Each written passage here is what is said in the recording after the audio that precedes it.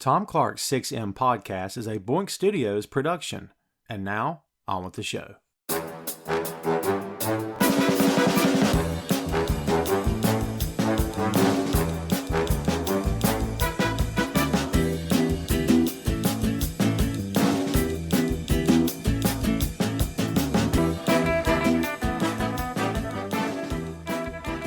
Hey, what is up? Welcome to Tom Clark's 6M podcast. I'm your host, Tom Clark, and in this episode I'm joined by co-host Phil Lindsey.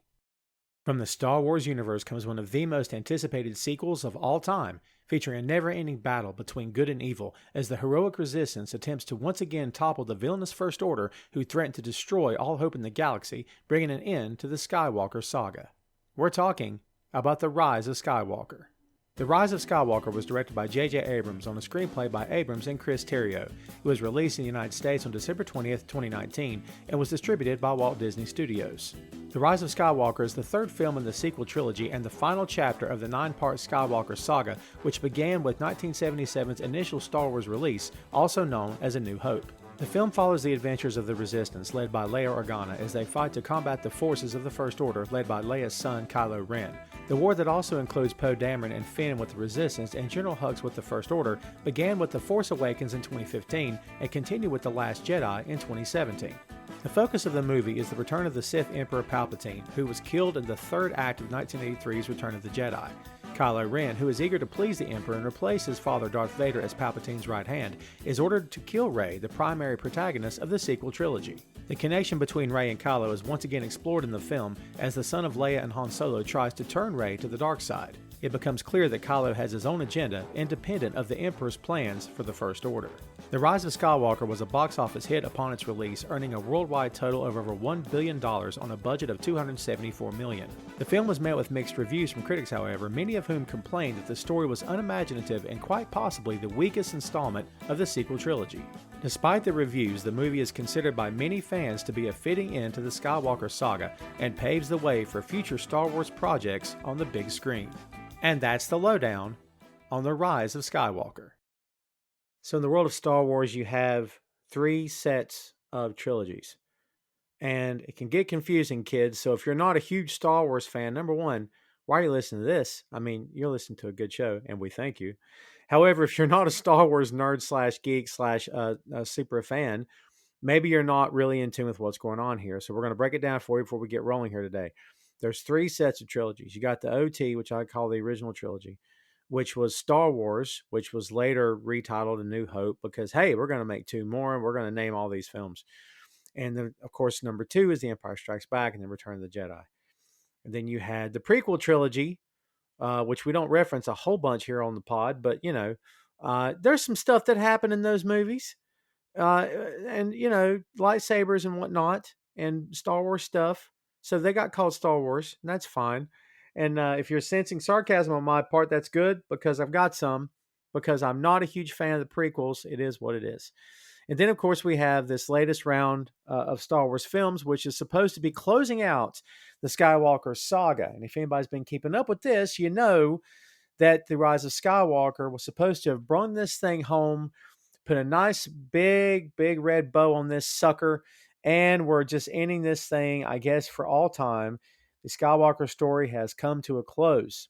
The Force Awakens was in 2015, The Last Jedi was 2017, and The Rise of Skywalker was in 2019. Excellent spacing there. Everything flowed, I thought, I was going to say pretty well, but I can't say that. There's some weird stuff happening between The Force Awakens and Last Jedi, some disjointed stuff going on. And then between Jedi and Skywalker, there's some other disjointed stuff going on. Depending on what your opinion is and where you fall in this discussion / debate / perhaps argument, you're either a big fan of this film or it left you wanting more, or it left you flat. And I guess that's maybe the story with all these films. You either are in the bag for them or you're not, or you're hoping for the best and maybe you didn't deliver. So Phil, right out the gate for The Rise of Skywalker, I think we both agreed that The Last Jedi wasn't as bad as a lot of people made it out to be. That's 2 guys' opinion, and people will disagree with us, and that's totally fine. However, when it comes to The Rise of Skywalker, what say you in terms of the movie as a whole? Were you let down by it as a whole? Do you think it delivered? Or what's your overall opinion of this third film? I think there are things to like about this movie, but I think out of the three, I enjoyed it the least. Hmm. Um, I feel like your mileage on how much you enjoy this one is dependent on what you thought of Last Jedi, because as we discussed, Last Jedi is a very polarizing movie. Yes. So I feel like if you're one of those people that really liked Last Jedi, you might not like this one. And if you hated Last Jedi, you might really like this one. Hmm. Yeah, you're going to be preconceived notions about what you're going to see. Maybe you're bruised a little bit. Maybe you're scorched, perhaps from the second film. I totally get that. It is going to cloud your judgment going in. How was your judgment going into this? Did you expect this to continue where the Last Jedi left off, or did you expect them maybe to maybe not right this ship, but to do things differently, or did you even know what to expect with this one? Um, I really liked The Last Jedi, so I was hoping they were going to end the trilogy on a high note. I Hmm. didn't think that they were going to go in and try to correct what people did not like about the last movie. And I think that that is this movie's biggest failing. Now, I'm sure people will disagree with me, people that didn't like the movie, the last movie, that they enjoyed that they tried to go back and fix things. Hmm. Just my opinion. It's so funny because it kind of feels like it was forever ago that we did The Force Awakens, and it really wasn't forever ago at all. But when watching the second one and talking about it, now watching this one and going to talk about it here, like God, it feels like a whole lot of story happened between now and the first scene of the Force Awakens. It feels like a lot of stuff has went down. Um, the opening crawl of the Rise of Skywalker, and kids, we're going to jump into this thing here. The first thing said, I believe, during the crawl of the Last Jedi was the First Order reigns, and I think I kicked off the show saying, "Huh? How? I mean, didn't Starkiller Base get destroyed? What are we talking about?" So here we are at the beginning of the Rise of Skywalker, and the first thing on the crawl is the dead speak. What?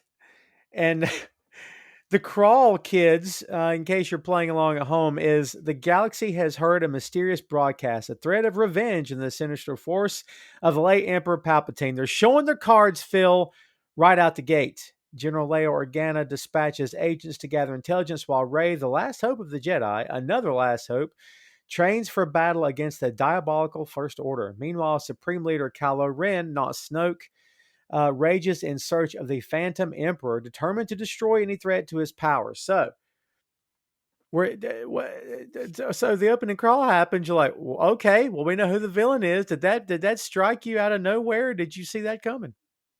Yeah, I mean, I feel like they put the Palpatine laugh in the trailer, so I Hmm. think we kind of guessed that there was going to be something with Palpatine, and to start the movie right away and tell you Palpatine is involved, it just felt like, yeah, okay, yeah, let's just get it out the way.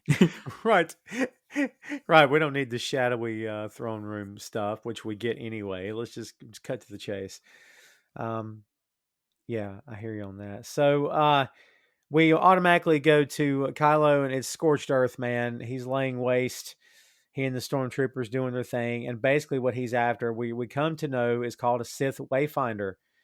And during the course of this film, Phil, we know of, I think there's two Sith Wayfinders, and it's like, for whom were these things built? Did we ever get an explanation as to who these things are for? Because I don't know. Did they ever answer that? No, I don't know if we're supposed to understand that this was built for other Siths to find the Sith world and to go there and seek out knowledge or the dark side or whatever. Yeah, But I don't think it's explained very well. yeah. Not much of a roadmap. I guess if you're going to have a big meeting, you got to tell the guys where to meet. I guess I don't know. So he lands, and we're getting the Emperor. And before we get too deep in the weeds here, kids, because it is Star Wars, and because we did make a point to talk about the entire cast, we will mention that the cast from the last two movies are back, of course, and they're along for the ride. Daisy Ridley is back as Rey. John Boyega is back as Finn. Oscar Isaac is back as Poe. You've got the originals. You've got 3PO. You've got R2. You've got BB-8. You've got Chewbacca. Carrie Fisher as General Leia, not Princess. Excuse me. We've got a couple surprises here. We know Billy D is back as Lando. Very freaking cool. We'll get into that when it happens. But yeah, basically your cast from the first two movies along for the ride. Adam Driver is back, of course, as Ben Solo / Kylo Ren. Mark Hamill does make an appearance in this, of course, the one and only Luke Skywalker. We've also got some new faces here. Naomi Ackie as Jonna. Richard E. Grant as Allegiant General Pride, who is freaking fantastic. I love this guy in this. Kerry Russell as Zori Bliss. We never get to see her face. More on her in a bit. Kelly Marie Tran is back as Rose Tico. And the guy that we're talking about, Domhnall Gleeson, by the way, back as General Hux, who we are big fans of here on the show. You guys should know that. Ian McDermott, Phil, is back. And I don't know if it's that Ian doesn't age or if that he's aging like the Emperor. I'm not sure what's going on. But this guy like that's hilarious. He looks like he's been 55 for 30 years. It's crazy. I know it's the makeup, but man, what a champ this guy is, dude. And the voice and, and complete and all that stuff he brings to the table. You couldn't have replaced this guy. There's no chance. Fans would have known it was not him. Yeah. I mean, the very first time that he says good on screen, it's like, it's that guy. Yeah. Good. Good. Yeah, it's great. It's great. Yeah, so he's meeting with Vader's grandkid, Emo Kylo baby, and he's there, sans helmet. We saw that thing sort of bite the dust in part 2. Basically, he's on Exegol. We don't know that at first. But this turns out to be a Sith planet named Exegol. And the Emperor's talking to him. He says, Snoke trained you well. And Kylo says, I killed Snoke, I'll kill you. And he says, my boy, I made Snoke. I've been every voice you've ever heard inside your head. So, Phil, evidently, the Emperor has been the puppet master. Is this a retro story fit? Or was this, because I don't know the answer, was this the plan since The Force Awakens, or did this thing happen after the fact? I don't know this for a fact, but I'm going to assume that this was a retrofit for the third movie. I just don't think that it makes a lot of sense. No, it doesn't. I don't think that it makes a lot of sense. And I don't think that it adds very much to the story other than to do what the first movie did and do a lot of retread and do the usual fan service. But in regards to how fan service is handled in the first movie, I feel like it's handled very well. But here, I feel like it is not a welcomed retread, at least in my opinion. I did enjoy the beginning of the movie where Kylo is taking down all of those guys in that forest. It almost looks like Mustafar. I don't think that's where he is, but it looks like it. But I enjoy that. I think that's a good scene. But everything after that is just, boy, you get into the shadowy cave and you get the Snokes in the glass. And it's just like, yeah. And there's several parts of his verbiage here that just feels very contrived. I don't know. Yeah, his speech. And dude, kids, if it sounds familiar, it should. Because a lot of what the Emperor says, a lot of the dialogue in this movie from the Emperor is basically the same stuff he's been saying for years. It's just recycled. Like something dark side. Oh God, I'd forgotten all about that. That's great. Yeah. Something complete. Yeah. It's recycled. Not his fault. It's just, it's a story. It's like we say about wrestling, man. Not necessarily the guy's fault. Vince told him to do it. So in this case, JJ told him to say it. It's all right. So yeah. The thoughts of Exegol as a planet. Like, look, I get it. Like the Seth are the big bad, they're the dark. They are all wearing black and trying to look super cool. And that's great. But like, dude, it's like a wasteland. Like if the complete antithesis of the Jedi, where it's like sunshine and rainbows and birds flying around and chirping, and then you got like this place is an absolute wasteland. This place is destroyed. There's nothing can actually live here. Nothing's growing on this planet for sure. I don't know, man. Sometimes I feel like the narrative of light and dark and good and evil is maybe just a little bit on the nose. What do you think? Yeah, I don't get the feeling that the Sith actually lived there. I feel like they might have just came there to congregate. Ah, Maybe I'm wrong. it's a meeting place. Yeah. Yeah, because this isn't a livable planet. Like, Yeah. This is like that Genesis planet in Star Trek. So yeah. hardcore Star Wars guys will not be happy at that comparison, but it's all right. So he's talking to him, and he says the first order was just the beginning. I will give you so much more. And Kylo says, "What could you give me? Everything, a new empire." And then with like the wave of his hand, Phil, here comes these big honking Star Destroyers from out of nowhere, from the ground. I mean, it's a massive fleet. You can't even count the number of ships, dude. I don't even know if you can. It's massive. He says, "It'll be yours if you do what I ask. Kill the girl and the Jedi and become what your grandfather Vader could not. You'll rule all the galaxy as the new emperor, but beware, she is not who you think she is." Sowing the seeds for what comes later. He could have just said, "She is not who you think she is. She's my granddaughter." But, the camera cuts away. Yeah. So this is where I say his mechanizations don't make any sense because if we're to believe, like we find out later in the movie that um he sent someone to bring Rey to him because his whole plot all along was to either train her or to steal her life force. Um so why is he sending Kylo to kill her? How does Kylo fit into his plan at all? Yeah, because he tells her at the end that I never wanted to kill you. I never, Exactly. So, yeah, how does Kylo fit into this plan at all? It just doesn't make sense. yeah. You could say it's back to the Indiana Jones thing, right? Like he's irrelevant in Raiders. So, but if not for Kylo, she would not have known about Palpatine being her grandfather. So he does serve a purpose. Maybe that was the purpose, was just to go back and tell her all this, because Emperor knew that he was going to turn soft and turn on him. I don't know, because supposedly he knows everything before it happens, right? Or Yeah, does he? Is he maybe, omniscient? Have we established that he's omniscient? maybe. But if that's the case, then again, why recruit Kylo to begin with? If it's Yeah, just that he thinks that Kylo would eventually be the piece that gets her to come to him, yeah. I that's kind of a weird and convoluted plan. It's funny because we're already poking holes in this sucker and we're just getting started. Not that we're intentionally doing it, but stuff jumps out. I can't help it. We go from this to a more lighthearted scene. We get to see Poe and Finn, and they're on board the Falcon, and they are getting some intel from someone who basically is telling them there's a spy in the First Order. Again, planting the seed. I'm not making any guesses at this point. I'm just along for the ride in the theater, I think, as we all were. They are light speed skipping, which is something new. New bits of technology in the Star Wars universe. I'm okay with it.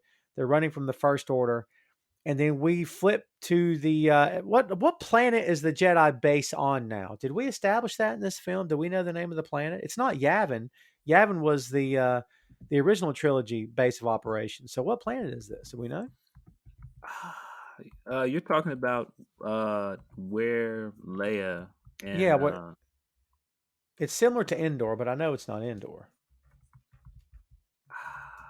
I don't know if they might have said it and I just forgot.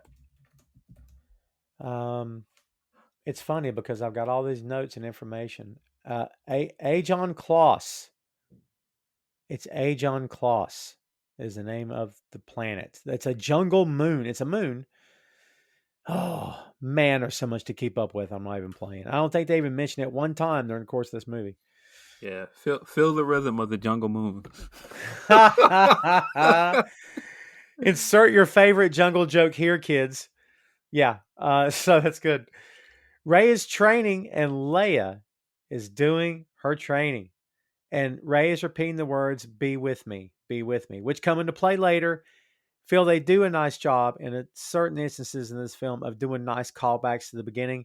You pointed out during the Last Jedi summation that the Star Wars movies tend to do that quite a bit, and sometimes it's very clear, and other times if you're not expecting it, you're like, oh, I get it. So this all ties back, of course, later. How do we feel about Leia being a Jedi Master at this point? I mean, it makes sense. Did you see that coming? Um, well, there's two things here. I think that it's great that Ray's master is Leia. Mm, For a because it's great that she's being trained by a woman. And that it's Leia, not just because of what Leia represents to Star Wars fandom, because Carrie passed away in real life. mm, So it's kind of a great send off and a great way for her to leave her mark on the Star Wars universe. Um, but at the same time, it kind of negates the purpose of the other two movies where she goes away and tries to find Luke to train her. All right, well, if Leia could have just trained her all along, why even go? right. Well, she had to go because they were trying to find him. But if they were trying to find him, how come Leia didn't just go? I mean, yeah, I mean, I forgot that part. They were trying to find him because they wanted him to help with the resistance. Right, Um, but it does just beg the question: why didn't she try to train her from the beginning? right. Maybe she changed her mind after Luke had passed away. That I have to take on your training now. Yeah. I don't know. It's interesting. And all right, so the Carrie Fisher's passing took place before this movie was released, if my memory serves correctly. It took place before the second movie came out. Before the second movie came out. Oh, that's right, because I was telling you during Last Jedi, I was afraid that that scene where she gets blasted into space would have been it. That maybe that's how they're going to explain this. But I think we were getting word at that time. Supposedly, Abrams and company were saying that all of her scenes for the second, third part were already done. Isn't that what was coming out of that camp at that time? Yes. Okay. So that makes sense. Anyway, it's cool. I'm with you. I like. There's questions here again. Yeah, there's questions, but she's running the course. She tells Leia that she's trying to hear the voice of the Jedi who came before her, and she can't. Oh, we're going to circle back to that in a big bad way at the end of this. Never you fear. We we go to Kylo. We see the Vader helmet again. Kylo touches it, and we do that creepy thing that they do. He gets into Rey's mind. They can suddenly see each other as they did in the second film. Rey tells her, I'm sorry, I'm going back on my notes here, but he gets into Rey's mind, and basically she's telling Leia at this point after she runs the course, I'm just tired. I'm not feeling myself. She hands Leia Luke's saber and says, I will earn Luke your brother's saber one day. Doesn't say Luke's, but it says your brother's saber. The Falcon returns. It's on fire, which is awesome because you can hear Poe as the thing lands. Like it's on fire. Everything's on fire. It's like he's won me over. Not Isaac. I like him anyway, but Poe the character has won me over from my complaint about his initial bit of humor in The Force Awakens all the way to this film. Dude, every time you see Poe on screen, it's they've written this guy to be funny, and it's fine. But I think it's Finn that says, not Finn, but Ray says, "How did it go?" And he says, "Really bad, actually." Yeah. I I enjoy Poe a lot in this movie. Yeah, There are things that I like about the scene. I really like the training montage and the training course. I thought that was a cool scene. yeah, I thought making it clear that she could always fight, but learning how to train and be a Jedi is different. Like when right. she had to use the stick to take down the practice drone. Um, I enjoyed all of that, but I just still at that point I was still looking around like, oh boy, there's questions afoot. Yeah, yeah, and the fact that she's wearing the helmet with the blast shield from Episode 4 is freaking great. Yeah. It's, I mean, that's really cool. And you know it's the same one. And part of me's like, how in the world did that thing survive all this time? Was it still on board the Falcon? Is that maybe that's the story? Like they never got rid of it, maybe? Maybe. But, It's funny. again, fan service. Have to get Yeah. that fan service in there. I'll take it. I'll take it. I mean, sometimes it feels like it's a bit much. If it's nuanced, I'm okay with it. And like if it's just tucked into corners here and there, I'm okay with it there as well. I'm not such a fanboy that I'm like, well, this thing didn't happen, so I'm mad. Like, whatever. I try not to let it get to me all that much. Basically, and I agree with you. I love Poe here as well. Um, she hugs Finn and not Poe, which is interesting a little bit. And Poe's not very happy with her. He says, "You're here. You're training. You're training for what? In other words, what are you here for in the jungle running around? You're the best fighter we have. We need you out there, not here." And I'm like, hold on. Since when is she the best fighter? Like, I don't know. It's almost like we're supposed to believe Anakin as like a 6-year-old kid is the best pilot that Ben Kenobi's ever seen as a 6-year-old kid. And I'm thinking, Well, excuse she, me? well, she's the best fighter they have because other than her, who is there? Oh, well, now if you're going to put it that way, I was thinking fighter in terms of like a resistance slash rebel line slash military type, got a blaster on his hip. Okay, I guess if you all right. If you put everybody in the resistance in a room and you put her in there with a lightsaber, she's still the best fighter in the room. Yeah. All right. Well, I'll buy that. It just felt I don't know, it felt like really? Like I don't know. Maybe I was it's just cuz I'd watched the second movie just like 5 days earlier and didn't come away from that feeling. But then I got to remind myself, dude, that there's some time that passes between these movies in their timeline. But I Yeah. don't know if they ever tell us how much time passes. So that's interesting. And plus, people age differently in space, Phil. We got to remember that too. I'm just saying, if you want to be a total nerd about this, man. So the intel that they have, they plug in. They say that Palpatine is back. We see a colorful cast of characters here for the Resistance. Rose is there. She's back, of course. We also see from Lord of the Rings, who's become now a part of Star Wars canon, is Dominic Monaghan, and he's there, and he's the resistance fighter that says it's dark science, cloning, secrets only the Sith knew, and the fleet is called the Final Order. I mean, it's playing on words here. He and his fleet have been hiding in the unknown regions on a planet called Exegol, the hidden world of the Sith. It's not on any star charts. Maz Kanata is there also. Ray immediately knows how to get there, says Luke was searching for it. Ray wants to go, says she wants Leia's blessing, but she'll go without it if she has to, because it's what Leia would do. When you put the princess on task like that, she can't really disagree with her because she's right. It is what Leia would do. Um, Already, dude, we're off on this adventure. I like the fact that this movie starts off sort of on a fast pace, and it's going to maintain that. I think a lot of times where the new Star Wars stuff maybe gets a little chunky is when it starts getting knee deep in mud with dialogue and there's nothing happening and it's slow moving. Maybe it's the way I'm taking it, but it feels like the more action they can throw in there, it starts to feel more like a Star Wars movie. I mean, what's your take on that? Um. Yeah. I think some of the dialogue doesn't work because I think where the original trilogy was just trying to exist, I feel like there's so many parts of the dialogue in the newer movies where they're like, "Oh, we got to call back to the mythos. We got to reference this. We got to reference that," and it isn't it isn't as original. It sometimes feels very derivative. Yeah, you're right. You're right. And a lot of it just echoes what plenty of times it's been said in the past. So for me, I'm like, let's just move this thing along. Yeah. Um, What is the character's name? That's also the pilot, and uh, he's played by the guy that plays Matt Parkman from Heroes. yes, that is, and it's an odd name. It is, oh man, hold Greg on. Grunberg is Greg his real Grunberg is name. the name. Yeah. Because I don't know the character's name in the movie though. there's a great little funny moment with him later. Um, let's see. Yeah, I've got the notes here somewhere. But yeah, Um, every time he shows up on screen, I'm just like Matt Parkman, like yeah, yeah. Snap Wexley.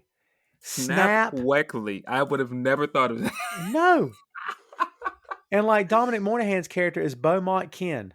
Beaumont Ken. We're just making names up now. It's not. I mean, Snap Wexley sounds Yes. like a character from like Starsky and Hutch.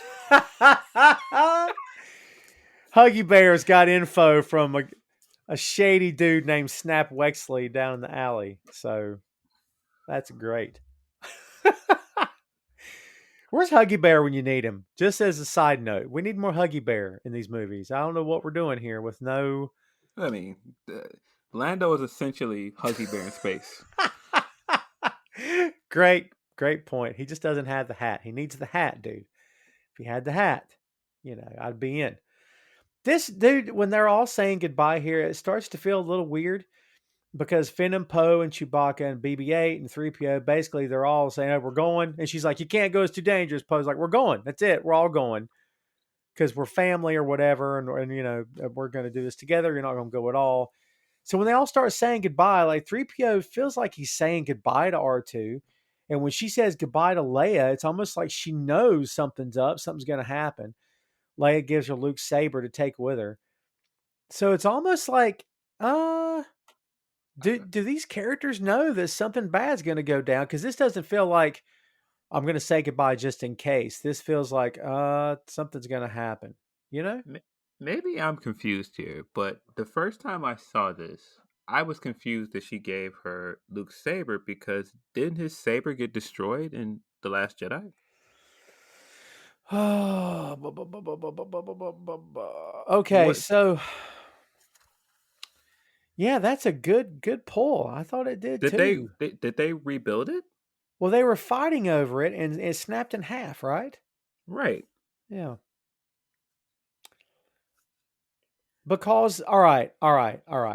So Luke's saber that he made himself because Vader pointed it out in Return of the Jedi. And he says, "I see you've made your own lightsaber," because it had like the round hilt. I'm guessing Yeah, that Luke lost. his saber is green. Yes. I'm guessing that one was lost when he took Luke's hand off because that was the hand that was holding it. So I'm guessing that one is gone, period. So the one that Ben gave Luke in the beginning, which was Anakin's saber, is the one that we're seeing in these movies. But you're right. I thought it was destroyed in Last Jedi. Right. Yeah. Weird. Then we see Leia's saber, which I'm really disappointed the blade color wasn't like, I don't know if I wanted it to be pink, but something Yeah, that would different. be weird. That would have been weird. She's a girl. It's pink. It doesn't have to be pink. I'm just saying.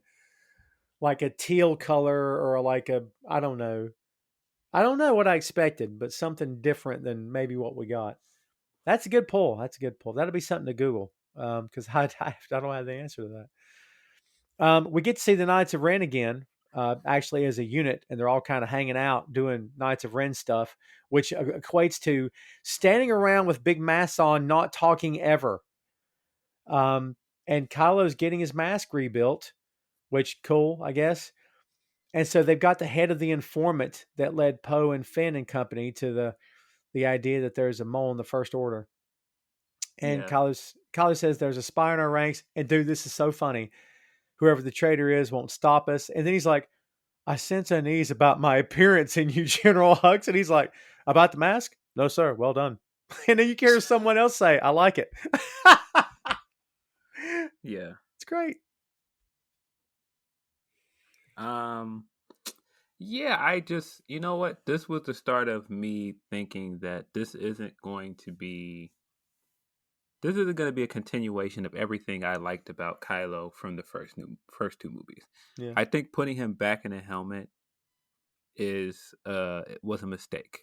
Because I think him destroying the helmet and moving on from trying to be Vader light was a part of his character arc.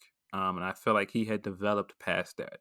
Yeah. It's the same thing with now all of a sudden he's doing Palpatine's bidding. He had grown past that by killing Snoke. Right. So why are we going back to that?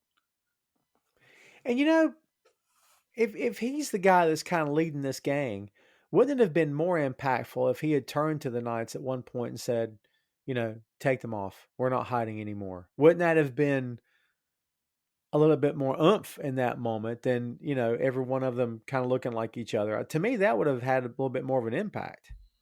I mean, I'm not sure how much impact we would have gotten because we just don't know much about the Knights of Ren in general. Sure. So I don't know how much it would mean. Um, but yeah, I just think a lot of Kylo stuff in this movie is very inconsistent. I think that there are bits of it that are good, but I think bits of it um, contradict everything that we know about him as a character so far. Mm-hmm.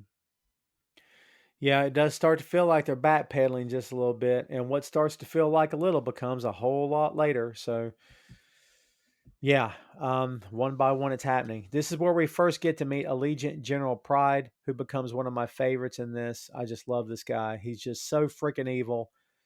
And there's something going on about him that we don't know what's happening yet. And basically, he says, this new fleet is going to increase our forces 10,000 fold.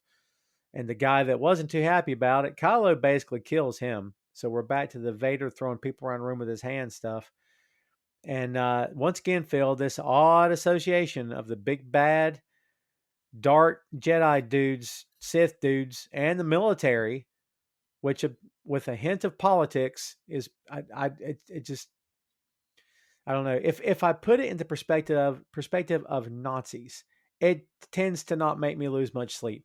But when I don't put it in that perspective, I'm like, why are these Sith dudes hanging out with these guys who, by the way, are all dressed in military garb with military rank on their chest, with their hair combed, with they're with jack boots, and they're perfectly groomed, and everyone's clean shaven, and it's obvious it's a military.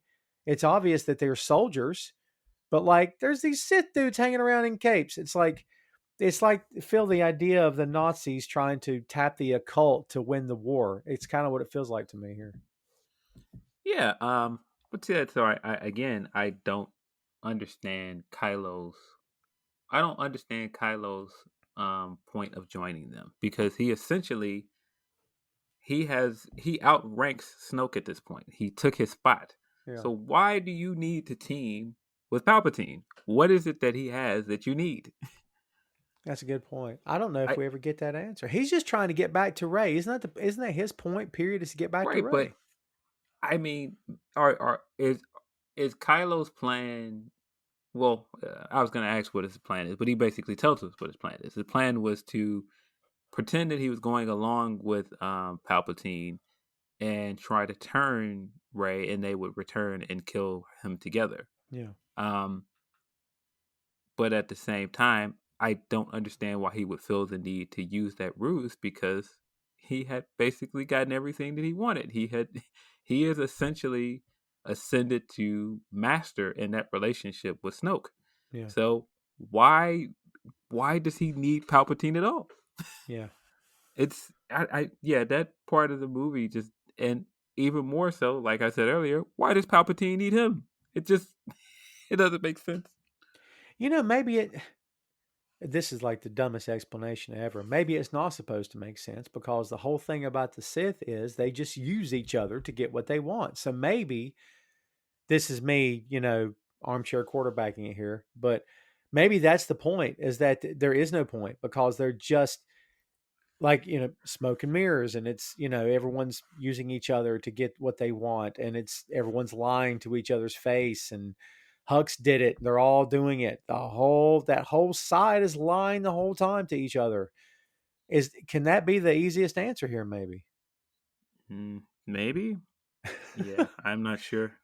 It still doesn't move the chess pawns across the board, but I get it. So the planet that they land on is another desert planet. There's a bunch of them in the Star Wars universe, man. This is the third one that we've seen.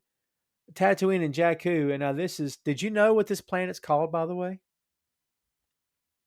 No. This is Pisana. Yeah, I didn't know that until I looked it up. There's big party time happening called the Festival of the Ancestors.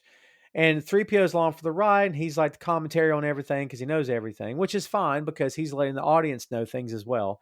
That's why he's there, is to be the voice to educate us as we go.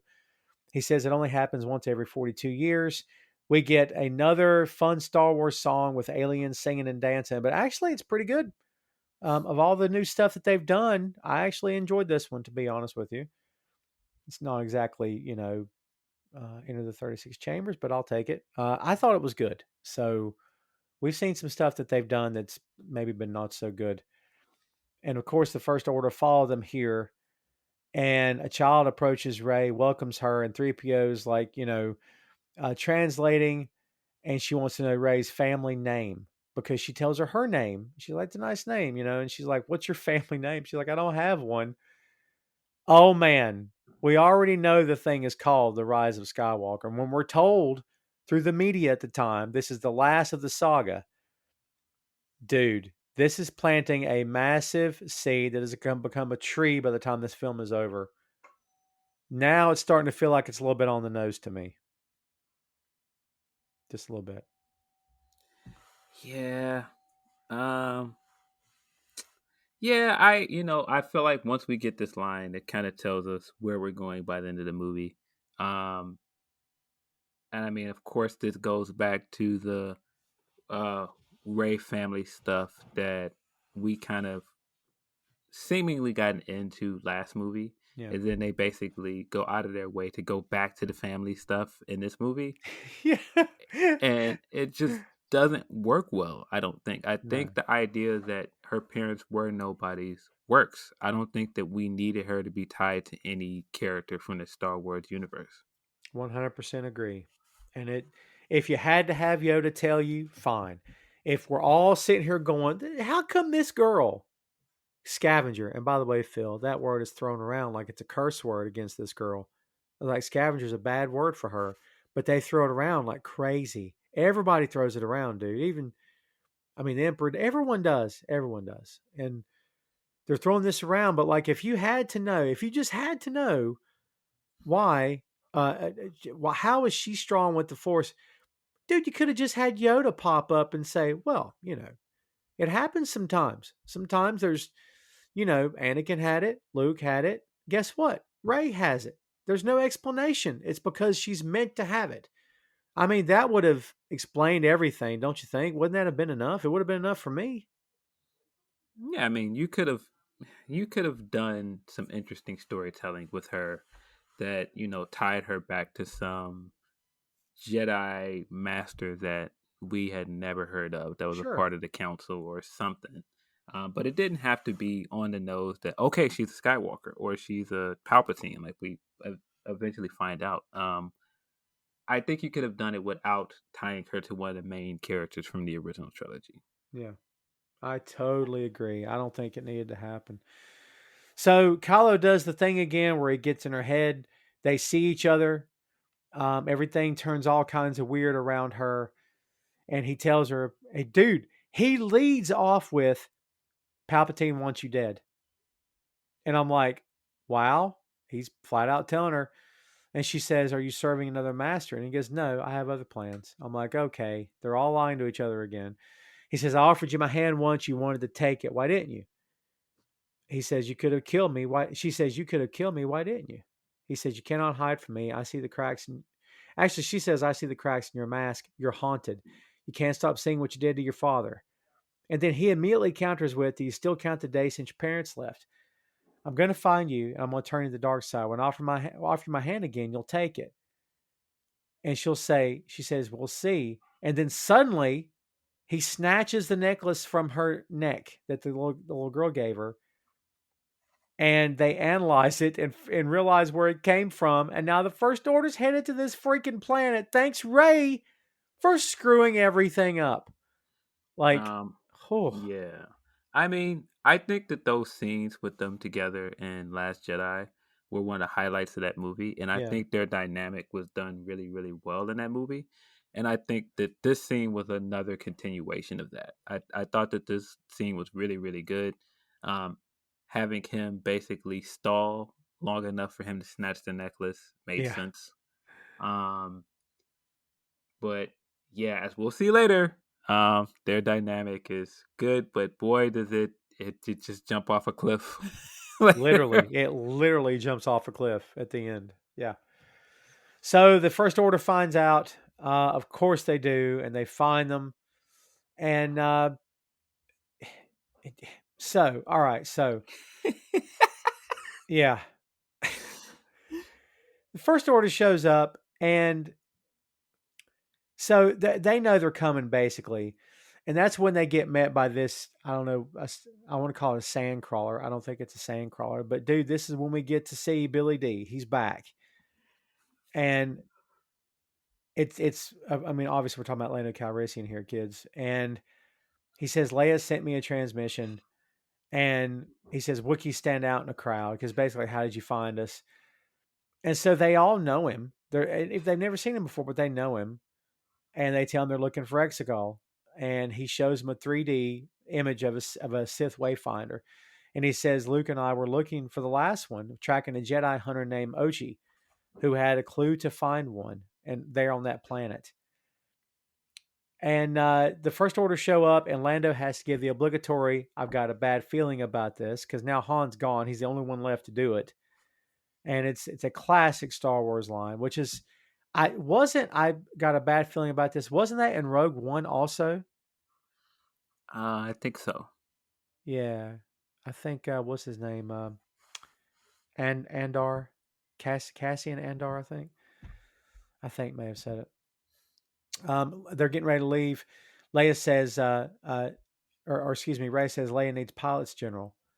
He says, my flying days are long gone, but do me a favor, give Leia my love. And I'm like, dude, it's still your best friend's girl. Come on. And she says, you should give it to her yourself, and then thanks him. And what's funny to me, Phil, not one word about Han. Are we just to assume that Lando already knew? I guess. But yeah, that is interesting that they don't mention Han, but I assume they don't mention Han at all so that we can, so that we don't know that the reveal is coming later. That's my guess. Good point. Yeah, could be. So the First Order there, the Knights of Ren are there. This thing's about to get real. We've got troops with jetpacks, and they're flying them. They're in pursuit, and it's so funny because like all three of them are like, "Wait, they can fly? They're flying now? They fly now!" And that's very freaking great. The scene is hilarious because whatever the speeders or whatever they're on basically launches the stormtrooper into the sky, and then they take off with the jetpack, which I'm just like, well, why doesn't the jetpack just propel them off the bike? Why does it need to launch them? So it launches them in the air, and then you get the first reaction of they fly now. Right. They fly now? They fly now. Dude, the Cis technology, excuse me, is suspect at best. Because you had like the massive Star Destroyer in Last Jedi, which was the what they call it, the big massive Star Destroyer. Starts with a D, I think. The dreadnoughts. Dreadnoughts, yeah. They couldn't fire on the X-wings because they were too close. And then, like they couldn't fire on the rebel ship because it was too far. And like here, well, we got jetpacks, but we got to get thrown in the air first. Yeah, so it's almost like their tech is like a little behind, don't you think? Just a little. Well, I feel like that's kind of always been a thing with the Empire. You've got all these stormtroopers, and they're armed to the T, but all of them are poor marksmen. Yes, notoriously poor marksmen. And during the chase scene, which is funny, they managed to outrun. The 3PO says, "Excellent job, sir." And then they come back around. They're there again. He's like, "Terrible job, sir." Like, I love that Anthony Daniels had a little bit more to do in this movie because I love 3PO. So yeah, I feel like all the humor in this chase scene was really good. Yeah, it really was, and it fit. For a change, it fit. I love when the humor fits the moment. The First Order catches up to them. They're stuck in what they call the sinking fields, not quicksand, but sinking fields. They're being pulled down, and Finn yells out, "Rey, I never told you," and then boom, they're pulled down. And that's when we get this scene with Grumber that you referenced earlier, status update to General Leia. He talks about the raid at the Festival of Ancestors at Snap Wexley, kids. and says the Falcon is not responding. And Rose says, "Do you have to say it like that?" And Leia says, "Could you do me a favor? Be a little bit more optimistic." He says, "You're right. This is terrific. You're not going to believe how well this is going to turn out. It's going to be great." Like, it's so good. Like, all these guys do is bring me bad news. What's he supposed to say? It's the Resistance. They're always behind the 8 ball all the time.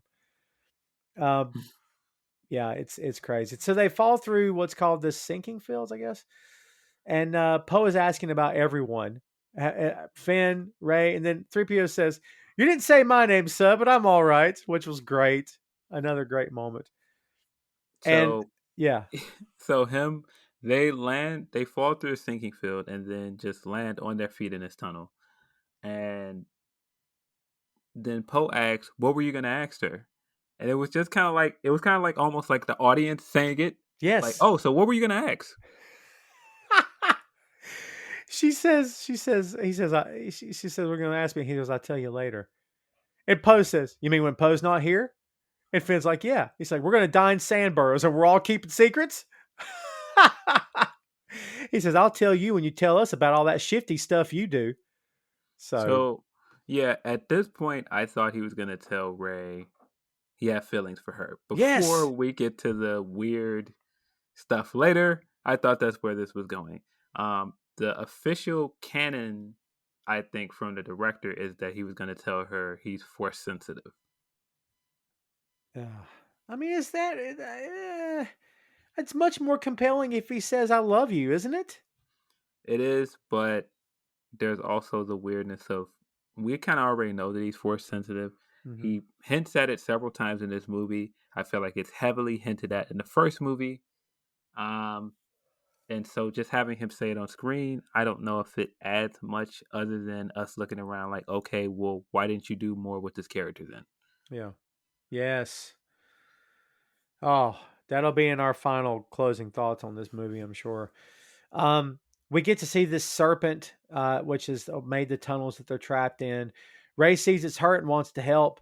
Poe wants to blast it because he's the Han archetype. He wants to blast everything.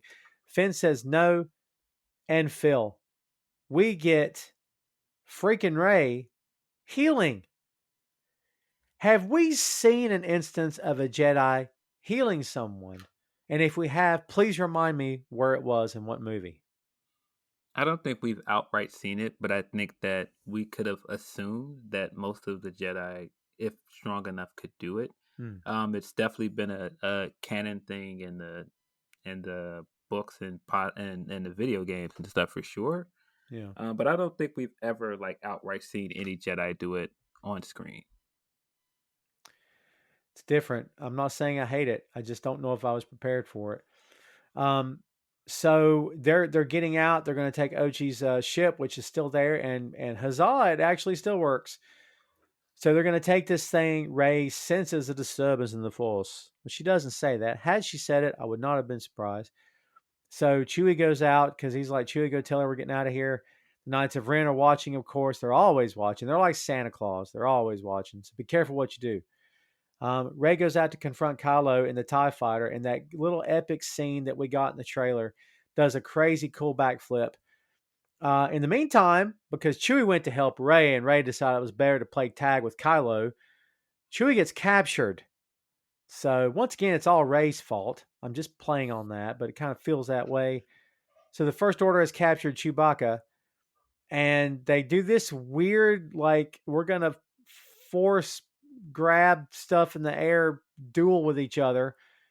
But between Kyle and Ray, and the freaking transport explodes. And dude, did you have any way of knowing that Chewie's actually not dead when this happens? I thought, great, they've killed the original. They're going to kill Leia. All of them are going to die. 3PO and R2 are going to get fried at the end. It's a big middle finger to the original story. Did you think Chewie was dead here? Um, I I think I kind of figured because if someone dies off screen, that's usually a hit that they're not dead. Hmm. Um, they didn't show him die, so I figured, okay, they're gonna go back to this. There's something to this. Um, this whole sequence was very strange. I I really enjoy Ray standing down the Tie Fighter and Yeah. running and chopping the wing off of it. That was awesome. Um, But them doing this weird tug of war in the air with the ship, why did Kylo need to do that? He had already won. He got Chewie on the ship. Why would he need to pull the ship away from her? He had already won at that point. He could have essentially just walked out and force pushed her away, and the ship would have got away. Right. So why was he trying to pull the ship as well? I did not understand that when I first saw it. When I watched it again, I still didn't understand that. And then we see her use Force Lightning as this hint to who she really is, and to put this first tease out there of the Rey turning to the dark side stuff. And it's just done in such a clumsy way. Yeah. It just, I don't know, man. It's just, this sequence did not work for me. And then afterwards we go, oh, well, he wasn't on that ship. We took Chewie to this other ship that they did not see. And I was like, are you kidding me? Like, Yeah. how many ships did they have down there at that time that this ship that just was somewhere else that they did not see that they walked into? What? Yeah, and what's the chances the thing got away that quick without them even hearing it? They never saw the ship in the air. There was No. only one ship in the air at the time. Yeah, we never saw It, it either. yeah, it was wow. Yeah, the whole thing felt very weird. I'm sensing a theme here, Phil, because this is the third moment, I think, so far where we're questioning Kylo's motives for doing something. Like, and when the ship comes down, he has this weird look on his face, and it wasn't, "Hey, I won the you know, tug of war." No, and then when she goes to leave, he's still got this look about him. It's almost like he's perplexed, and I'm like, what is he so confused about? Like, part of me wanted to believe that maybe he has some sort of emotion over Chewbacca. I mean, you got to believe that Chewbacca was like a big furry dog for him growing up. Like I mean, I don't know what I was expecting, but the whole, like you said, the whole thing felt very clunky, felt very weird, very odd stuff. So Poe yells, "We got to go. They're coming." Rey's in tears. She thinks she's killed Chewbacca. As we said, Kylo's left standing there doing a whole bunch of nothing. Finn's trying to make her feel better. She says, "The power came from me. There are things you don't know. I had a vision of the throne of the Sith and who was on it. Ren and me," which is, holy cow. What in the world does this mean? So the First Order are towing the Falcon back to the Star Destroyer. A door opens, and guess what? Chewbacca's not dead after all. And it's great because Hux is standing in front of him. Hux says, "The beast used to fly with Han Solo," and Chewbacca growls and almost knocks Hux down. Like his hair is like blowing in the wind. It's pretty freaking great.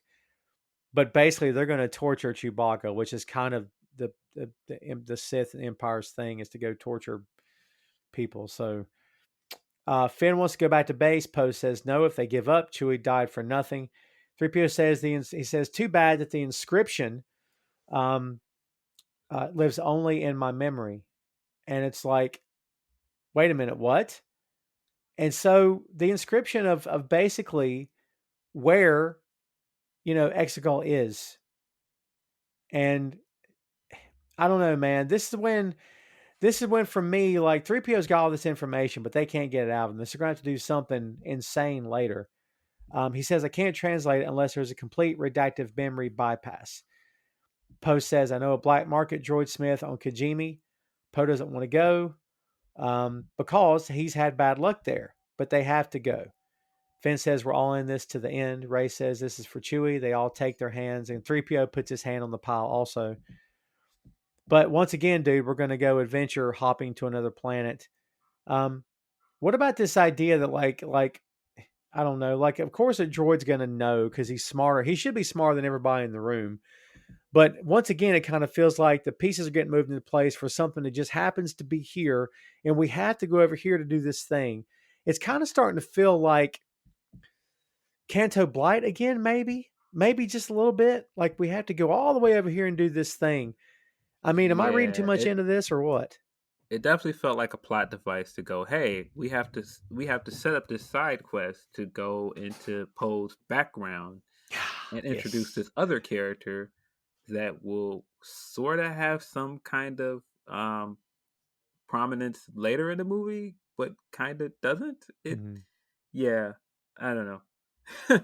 And what's funny is nobody seems to be worried about what this might do to 3PO except 3PO. No one's really concerned at all. Like, everybody loves BB-8 and everybody loves R2, but no one gives a crap about 3PO. So they're just going to go mind wipe or whatever they're going to do and not worry about what it does to him. Um, and of course, the First Order is following, because why wouldn't they be? So on board this ship, and it was Ochi's droid apparently, is a droid. And it's BB-8 finds this little droid, and we come to know later it's named D-O. And Phil, I'm sure you know this. This is J.J. Abrams doing the voice of D-O. No, So I didn't like, know that. yeah. So like, I don't know why are we putting in, like, I guess you could say he's a droid, but like he's a tire or like he's a wheel and a little head. I don't know. Did you find anything remotely redeeming about this little droid? I don't know that I got attached to this thing at all. No, I didn't. It just felt like set dressing for some of the movie. Yes. Yes. So we get to where we're going here. What's the name of this planet? Hoy, Kijimi. That's it. Zori Bliss. Okay. So, she's got a problem. We assume it's a she. Sounds like a girl. Got the eyes of a girl. We never see her face, which is all kinds of weird. Tom Clark's 6M podcast is sponsored in part by Radius Law Group. Every day, Radius helps individuals, families, small businesses, and nonprofit organizations throughout North Carolina, Florida, and Pennsylvania resolve their legal issues by providing effective legal counsel in the areas of estate planning, as well as elder law and Medicaid. Radius Law holds the radical belief that working with a lawyer can indeed be enjoyable. So give them a call at 1-800-519-5667 for more information, and tell them that Tom Clark's 6M podcast sent you. She's not happy with Poe, wants to see Poe's brain in the snow. Says, used to be a spice runner. And again, more humor, Phil. When they're like, spice runner, you were a spice runner? And Finn says, you were a spice runner? And he goes, you're a stormtrooper? Were you a spice runner? He says, were you a stormtrooper? He said, were you a spice runner? And she's like, were you a spice runner? And he says, were you a scavenger? We could do this all night. Like, don't throw stones at me, guys. Come on. Weren't you something bad too? We've heard the word spice runner used in Star Wars canon before, but I didn't know it was a bad thing. Is that a bad thing? I guess. I don't know if it's so much a bad thing. It's just one of those things, like it's a lowly thing, like kind of like being a gopher or something like that, or being like a delivery man. Maybe that's it. That's good. I just, Poe just gets better and better. We could do this all night. That's good stuff. They try to take Rey down for the bounty, and she takes them all down, and then tells Zori, we really need your help. They need Babu Frick, who I do get attached to because he's freaking great. And so 3PO will have to have a complete mind wipe if he does this. Rey says, you know the odds. And dude, this may be the first time in the history of Star Wars that anyone's ever asked 3PO what he thinks. Because Han was always trying to shut him up. Basically, everybody was, even R2. But she looks at him and says, you know the odds better than any of us. Do we have a choice? And we finally get a great little moment from Anthony Daniels, who says, if this mission fails, it was all for nothing. All we've done, all this time. And he stops and turns around, and Poe says, what are you doing, 3PO? And he says, taking one last look, sir, at my friends. And I thought, well, this is it. It's over. They're going to mind wipe him and he'll be gone. And I'm almost like, this kind of feels like the fitting end. He gets asked, all right, what do you think for a change? And now he can finally do something that will actually help the team versus he's just kind of there being the annoying droid. What did you make of this scene, man? I thought it was Daniel's best stuff in the whole new trilogy. Yeah, I think for sure. I think it's a good character moment. I think it's a good nostalgia moment for him. Yeah, I liked it. Yeah, I thought it was very cool. The First Order knows where they are. I've got that in my notes a bunch because it's the truth. Zori has a First Order captain's medallion, which we're not sure how she got it. He says it gives her free passage through any blockade, landing privileges on any vessel. Apparently, you show this thing and boom, you're in like Flynn. She wants Poe to come, so she's having a change of heart. So, Phil, we're getting the idea these two have a huge past. And he says, I can't, we sent out a call for help on Crate and no one came. That's referencing Last Jedi. And he says they've given up. And she says, no, I don't believe you believe that. They win by making you think you're alone. There's more of us. Which, in the little bit she had to do, that's pretty darn good right there. I don't know if any character's ever said, there's more of us. And it reminds me of Ants, of all things. The Pixar film Ants. I think, was Ants Pixar, or was it Bug's Life was Pixar? Ants was DreamWorks, I think. Yeah. Ants is DreamWorks and Yeah. Bugs Life is Pixar. That's right. And about the grasshoppers, he said there's more of us than there are of them. And it's like, holy crap, they're right. There is more First Order than there are First Order. It's just that even with all their crappy tech, they still manage to win all the time. Rey remembers where she's seen Ochi's ship, apparently out of the blue. It's the one that took her parents. Nice little tie back there out of nowhere. So Babu Frick, dude, how cool is Babu Frick, man? I love this guy. Yeah, I like him. I like the way his jumbled up way of talking. Yes. I like him. He's one of those cutesy Star Wars characters that it's very hard to not like. And I think he's got to be a real world puppet. He looks like a little puppet. He doesn't look CG to me. I could be wrong about that. Is he CG? Tell me he's not CG. I'm not sure. I'm not sure. It looked practical, but who knows? Yeah.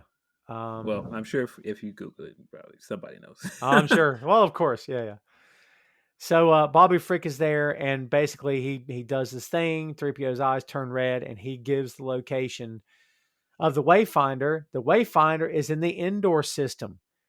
I don't know if we knew the Endor was a system. I don't know if I even knew that. We're calling back to Return of the Jedi. Dude, how did you feel about this little Easter egg being planted there? That it's, I mean, a lot of planets in the galaxy, but we're going to tie back to Endor, which is coincidentally where they took down the second Death Star and the Return of the Jedi ended. More Abrams doing the callbacks and fan service. Mm-hmm. I didn't mind it, but that's definitely what it is. Yeah, for sure. So the Star Destroyer comes. Rey senses Chewbacca. 3PO wakes up, introduces himself as if he doesn't know anybody. I'm 3PO, I'm C-3PO, and whatever, in relations and all this stuff. And so it's like he has no friends, he has no history, he has no past. Zori gives Poe the medallion so they can get away. Poe asks, he says, can I kiss you? And she says, go. So she's still being a little cold toward him. But instead, they decide to go to the Star Destroyer and rescue Chewbacca. And 3PO says, whoever this Chewie person is, this is madness. So already he's like, you people are crazy. What's this about? Which is a nice, refreshing change of pace. So they blast their way out to go to find Chewbacca. The troops find them. Rey waves her hand. And dude, the troops are so freaking dumb. And we get more of that here. This may be the funniest Stormtrooper moment in the history of any Star Wars movie. I will say that. She waves her hand and says, it's okay that we're here. And one says, it's okay that you're here. And the other one says, it's good. Like, it's so funny. And she says, you're relieved that we're here. And he's like, thank goodness you're here. And the other guy goes, welcome, guys. And it just felt like two college dudes who were high. That's what it felt like. And then Poe wraps it up by saying, does she do that to us? Dude, best line maybe of the movie was, does she do that to us? Why are stormtroopers so freaking dumb? I don't know. I just think they're just supposed to be mindless minions. I mean, Poe's like, or Finn is like the exception to the rule. Obviously, he's not an idiot, so. He's force sensitive. Remember? Force sensitive, that's right. But yeah, that scene was pretty funny. I got to kick out of a lot of stuff from this rescue part. Yeah. I love when they find Chewie and it's Hux that frees him, and he just outright says very explicitly, I'm the spy. Yes. I don't care if you win.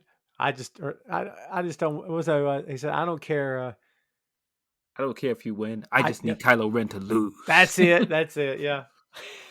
I love him anyway. I'm glad he Yeah, kind of turned babyface. So Hux is great, and I'm not sure if it's so much a babyface turn. It's just kind of like I hate that guy. I want him to die, and we've been sensing that since the first movie. So of course he would turn on him. It's just the way that they did it as kind of an afterthought, and we don't get much development from it. It's kind of weird, yeah. but yeah, and then we get the great scene of him going, "You got to shoot me because they'll know that I'm the spy." And so he goes, "Shoot me in the arm," and Finn just like shoots him in the leg, and he doesn't care. He's like, "Yeah, I don't care." Shoots him straight in the leg. That's great stuff. That is great stuff. Yeah, and like, why wouldn't he? Because Hux has been a thorn in their side. I mean, it's not like they. Yeah, dude, I have to admit, when he revealed himself to be the mole, I was like, well, I knew you knew why he did it, but you just didn't know to what extent he had done it. But it makes sense that he wouldn't completely be on the side of the resistance. And they're going to dispatch of him anyway once they find out. So, but yeah, in the midst of all this, Kylo figures out that Rey's on board his ship because he sees Vader's mask falls to the floor because they're like battling, but they're not really there at the same time and all this weird stuff. He says, "You know why the Emperor's always wanted you dead? I'll come tell you." Because he's basically admitting to her, there's more to your story here than what you know. There's more here that what's going on. So, yeah. So Rey finds 3PO and sees Kylo landing on the Star Destroyer. And Poe and Finn find the Falcon. All the stuff happens with Hux. Great stuff there. And then Kylo flat out tells Rey, she says, "Why does the Emperor want to kill me?" He says, because you're his granddaughter. And I'm like, what? Dude, if you tell me you saw that coming, I'll be surprised. Did you see that coming? No, it's were you disappointed when you heard her say it? When you heard him say it? I didn't like that story development because I thought where they left those two characters at the end of Last Jedi was a good place to go forward and to undo it, to make her a descendant of Palpatine, and they belong to each other. They belong near each other because he's a descendant of a Skywalker, and so that explains the whole dyad thing. I didn't really care for it. But as we talked about before, there are like coincidences and winks that do make it make sense. As I said before, her name is Rey, which literally means king, or in her position, emperor or female emperor, right. empress. Empress. And her whole posing with the lightsaber when she first uses it is the exact same way that Palpatine uses the lightsaber for the first time in Revenge of the Sith.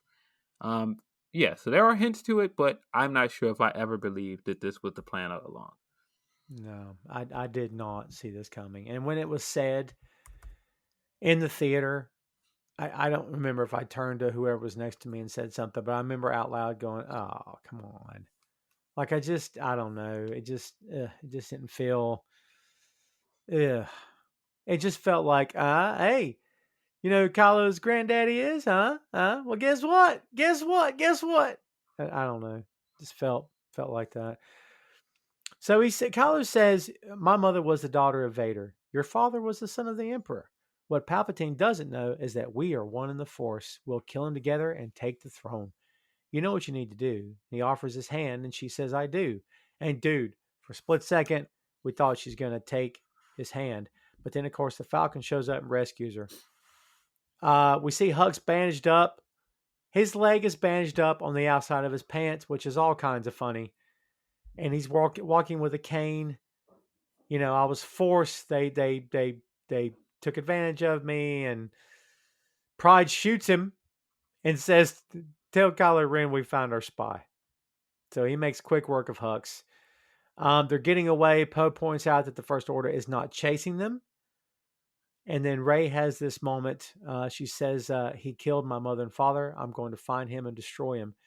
Finn says, "That doesn't sound like you." She says, people keep telling me that they know me. I'm afraid no one does.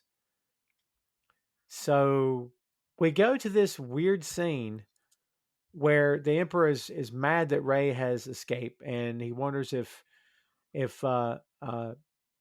wonders if Kylo has betrayed him, and he says, "Kill her." And I think it was the transmission, one of those 3D big ghost images things that's happening here. So then we see the Falcon crash landing on the moon in the Endor system, and I don't think we ever get the name of this moon. I don't think there's. It's just a moon in the Endor system, is what I understand. And dude, we see the wreckage of the Death Star. This is the second Death Star wreckage. It would only make sense it's the second, right? Right? I think so. Yeah. That's different. I don't know if they even mentioned that, but it's in the ocean. Rey takes out this dagger that they grabbed off Kylo's ship and holds it up to the Death Star. She knows where the Wayfinder is. That's when we get to meet Jannah, I think is how you pronounce it, and her crew rides up from out of nowhere. She says that Bobby Frick sent this transmission and said that Bobby Frick is one of my oldest friends, and said that said they would come out and they're the last hope. And the water's too dangerous to take them to the wreckage. It'll have to be at first light. Yeah, that 3PO line is about Bobby Frick is one of my oldest friends, and he's known him for like 20 minutes. Is great. So Rey wants to go now in this water to get to the wreckage, and she's like, no, it's too dangerous. It had to be at first light. They're back in the Falcon trying to repair it. 3PO says, what a dreadful situation. He says, is every day like this for you people? Which is like another, man, Daniel's got so much to do in this movie, dude. And I almost wish like he had a normal speaking, not droid voice where he could have just said, dude, is every day like this for you people? It was so great. So great, man. Good stuff. So what's your first reaction to Jannah and the story that she tells Finn that she and the others were First Order? They were stormtroopers. They were all deserters. And the story that she tells Finn. What's your take on this? I really like the idea of all of these stormtroopers would become deserters, and then they would all take on like very low tech weapons, because they all use like the bow and arrows, and they're not horses they're riding on, but whatever they are. Yeah, I don't know if we got a name for those things either. So yeah, just the fact that they would go from being stormtroopers to completely doing away with that and doing like very basic weaponry and getting away from blasters and speeders makes a lot of sense. Yeah, it does. Like they're trying to separate themselves from that. And the ship they crashed in is the First Order ship, obviously, or the ship that they landed there, I guess, whatever. Yeah, so like you said, they're deserters and all this stuff. And then we figure out that Rey is on her way out to the wreckage anyway. She's got what is called a skimmer, and she's ready to find the Emperor. Finn wants to go after her, Poe's all kinds of mad at her. He says, we need to fix the Falcon first. Finn says, you have no idea what she's fighting. He says, I do, and so does Leia. Poe says, I'm not Leia. And Finn says, that's for damn sure. So we had a brief moment here, Phil, of them kind of questioning Poe. But I believe that his personal character arc from the second movie, I think he's in a much better place now than when he was the hot-headed, shoot first, ask questions later Poe in part 2. You think? Yes. I think he's grown a lot as a character. I mean, do you think that this moment was maybe a bit unfair toward him? I think he has a right to be ticked off that she took off the way she did. It's dangerous for her too, right? Yeah, I think in his mind, he's like, we've got to get back and we've got to make an actual plan, and she's just going off and trying to get revenge. Right. Good call. So Rey is now on the Death Star wreckage. We get this old Star Wars music. John Williams, of course, the master. We have yet to mention the guy in all 3 of these episodes. Shame on us. He's the freaking master. He's so great. But that nice little Empire callback with the piano, it's freaking awesome. Beautiful stuff. And then a door opens. Rey's not alone. Or Rey is alone. She thinks she is. She finds the Wayfinder. She takes it, and suddenly she sees herself as a Sith. Now, this is the moment they put in the trailers to make you think she was turning full-blown heel. And, dude, this Rey with the double saber, I don't care how on the nose it is, and I don't care how tease of something that doesn't happen it is. I freaking love this. Like, talk to me about how Rey looks right here. I actually thought this was very cool. Yeah, when we first see it in the trailer, that was a big part of what got me excited for the movie. And I thought the way they used it in the movie was fine. I'm sure some people are like, oh, this was a complete tease, but I thought it was handled pretty well. Good old fashioned bait and switch. You know, put the match on the poster, and when you get to the show, the match isn't happening. So that's all right. Card subject to change, kids. So this thing talks to her. This image of her as a Sith talks to her and says, "Don't be afraid of who you are." And they have a very brief moment of going saber to saber. Rey falls backward, and suddenly Kylo is there. And he says, "Look at yourself. You wanted to prove to my mother that you're a Jedi, but you've proven something else. You can't go back to her now like I can't. Give it to me. The dark side is in our nature. Surrender to it. Give it to me. The only way you're getting Exegol is with me." And so he takes it from her, and he crushes the Wayfinder. And you're like, dude, this guy's like the worst ever, man. Like I don't know. I don't know if I was expecting a face turn out of him anytime soon. But like you said, it just continues to feel like, hey, remember that Kylo we did in Force Awakens? We need to go back to that guy. It's almost like that they're just trying to retread to that movie with this character, doesn't it? Yeah, it feels like we have just completely done away with all of the character development that he got in the second movie. And I really enjoyed Kylo in the second movie. So some of the stuff here, I'm just like, well, why? Why are we doing this?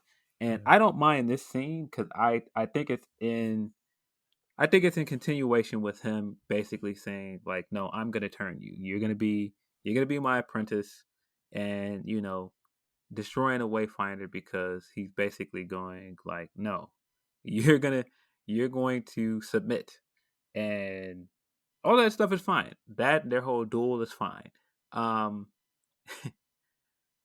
Yeah, which the duel is right after this, right? Yes. Yeah, and I mean their duel is fine. Their duel out across that bridge, and you had that great part where Finn tries to interfere, and Rey turns around and pushes him away, and they keep fighting. You've got all this water splashing on them, and all of this stuff is really, really good. It's shot really, really well. And you get the Leia stuff, which I don't know what to make of the Leia stuff. What do you think of it? Well, watching this movie again for the first time, I think since I first saw it, I was under the memory. The memory was in my head that she created the vision of Han, and that's what took her. It was just too much. But that wasn't it. She dies before Han shows up to talk to Kylo. So it's like, I don't know. I don't know, man. I mean, they had to write her out somehow, and I would much rather it have been this than to have been that Kylo killed her, or that she was killed by the First Order, or that she was killed at all. I mean, if you had to do this, I guess this is how you do it. I don't know, but it's like, yeah, the duel, dude. This is the last time they fight, and was this the best fight scene that the two had in all three movies? Maybe. For sure, it's definitely their best fight. When Rey is switching stances in it, and you just see how much she's improved. It's just a really good fight. Her jumping out of the way when the waves are coming, and Kylo is basically just walking through and letting them splash him. It's a really good duel. Great stuff. And she basically is using all her strength to just say his name. And he turns when he hears her, and he drops the saber. Rey catches the saber, and runs him through with his own saber. Very apropos considering that Kylo ran Han through with his saber. I mean, Is that a callback? It has to be, right? Yeah, I feel like it's a callback, and I feel like it's also still trying to tease us with: is she gonna turn? What is she gonna do? Yeah. Um, and so yeah, I think that the Leia stuff is about the best we're gonna get. I do like her having like this final sacrifice, but the way that they led into it with like, oh, she had to go away and do something. This is her last ditch effort. It Yeah. felt a little bit forced. If we didn't get that scene before that, and we just got her calling out to him with the Force and passed after that, I think it would have been better. Yeah. Yeah. Good call. Yeah, because Maz tells R2 that to reach her son will take all the strength she has left, and I'm in the theater thinking, well, this is going to be how they end it for the character, because like Yeah, that'll be how they do it. yeah. It was a little bit. It was a little bit too on the nose. It was just kind of like, even when Hux came out, he's just like, "I'm the spy." It's like, all right, well, don't leave us any room to interpret. Just come right out and say it straight to the audience. Uh, it felt the same way, and so it wasn't bad, but it Yeah. was just a part of other things they've done in the movie that felt very much like, here it is, right in front of you. Um, Yeah. and the way that she kills him works for me. I think her immediately regretting it works.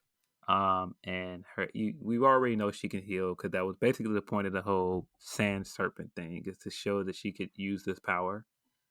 And I thought this scene was probably the best scene between the two of them in this movie, where she was just like, I did want to take your hand. I want to take Ben's hand. Great stuff. That was a great line too, actually. Um, Leia dies, as we said, kids. Moss says goodbye, dear princess. And I'm the old school Star Wars guy because I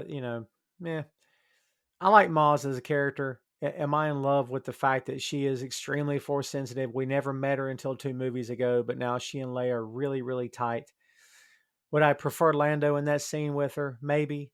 I don't know. I don't know. That's just the nostalgia talking, I guess. It's not bad. It's just, I don't know. That's just a personal thing for me, I guess. But that's it. As we know, Carrie Fisher passed, and this is how Princess Leia is written out of the Star Wars universe, unfortunately for us. Paul and the others land again. They're trying to tell them that that Leia is gone. And when they're told that Leia's, because they're looking like we have to see General Organa, and then they said Leia's gone.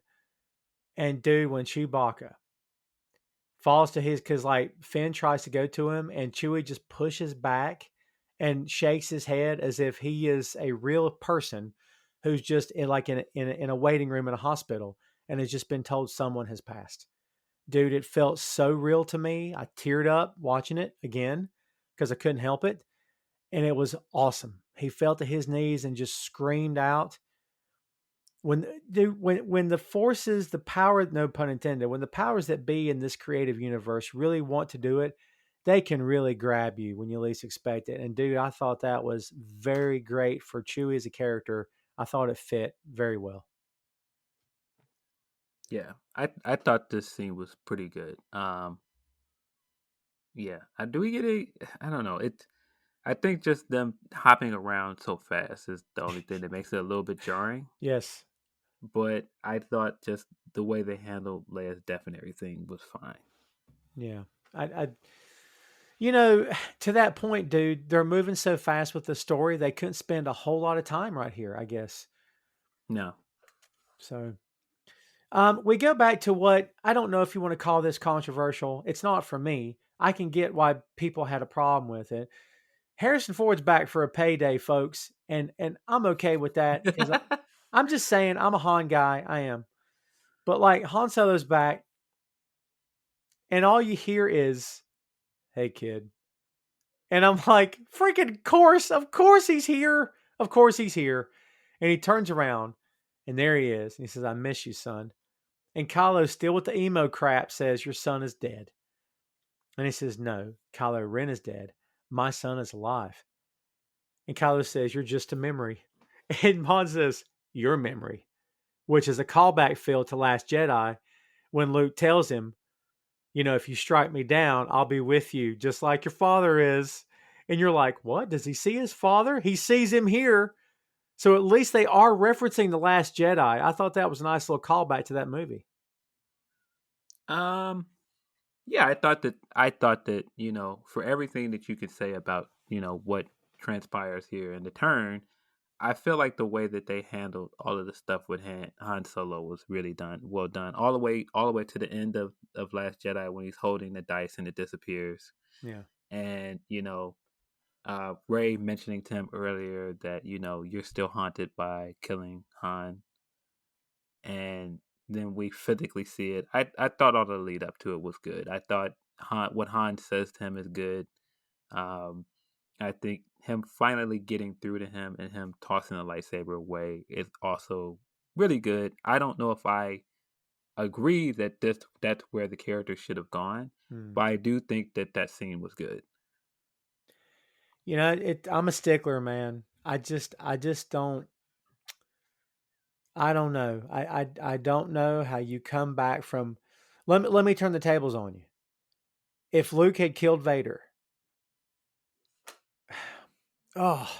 see, it's a different conversation because Luke was a rebel and Vader was Sith. But if the roles were reversed, I don't know. I guess in my head, I'm just wondering, how do you come back from murdering your father? Well, I think the entirety of the Star Wars franchise is that the message is that anybody can be redeemed. I don't know that I would say that anything Kylo has done is worse than Vader, and Vader was redeemed. Yeah. Vader committed genocide. Right.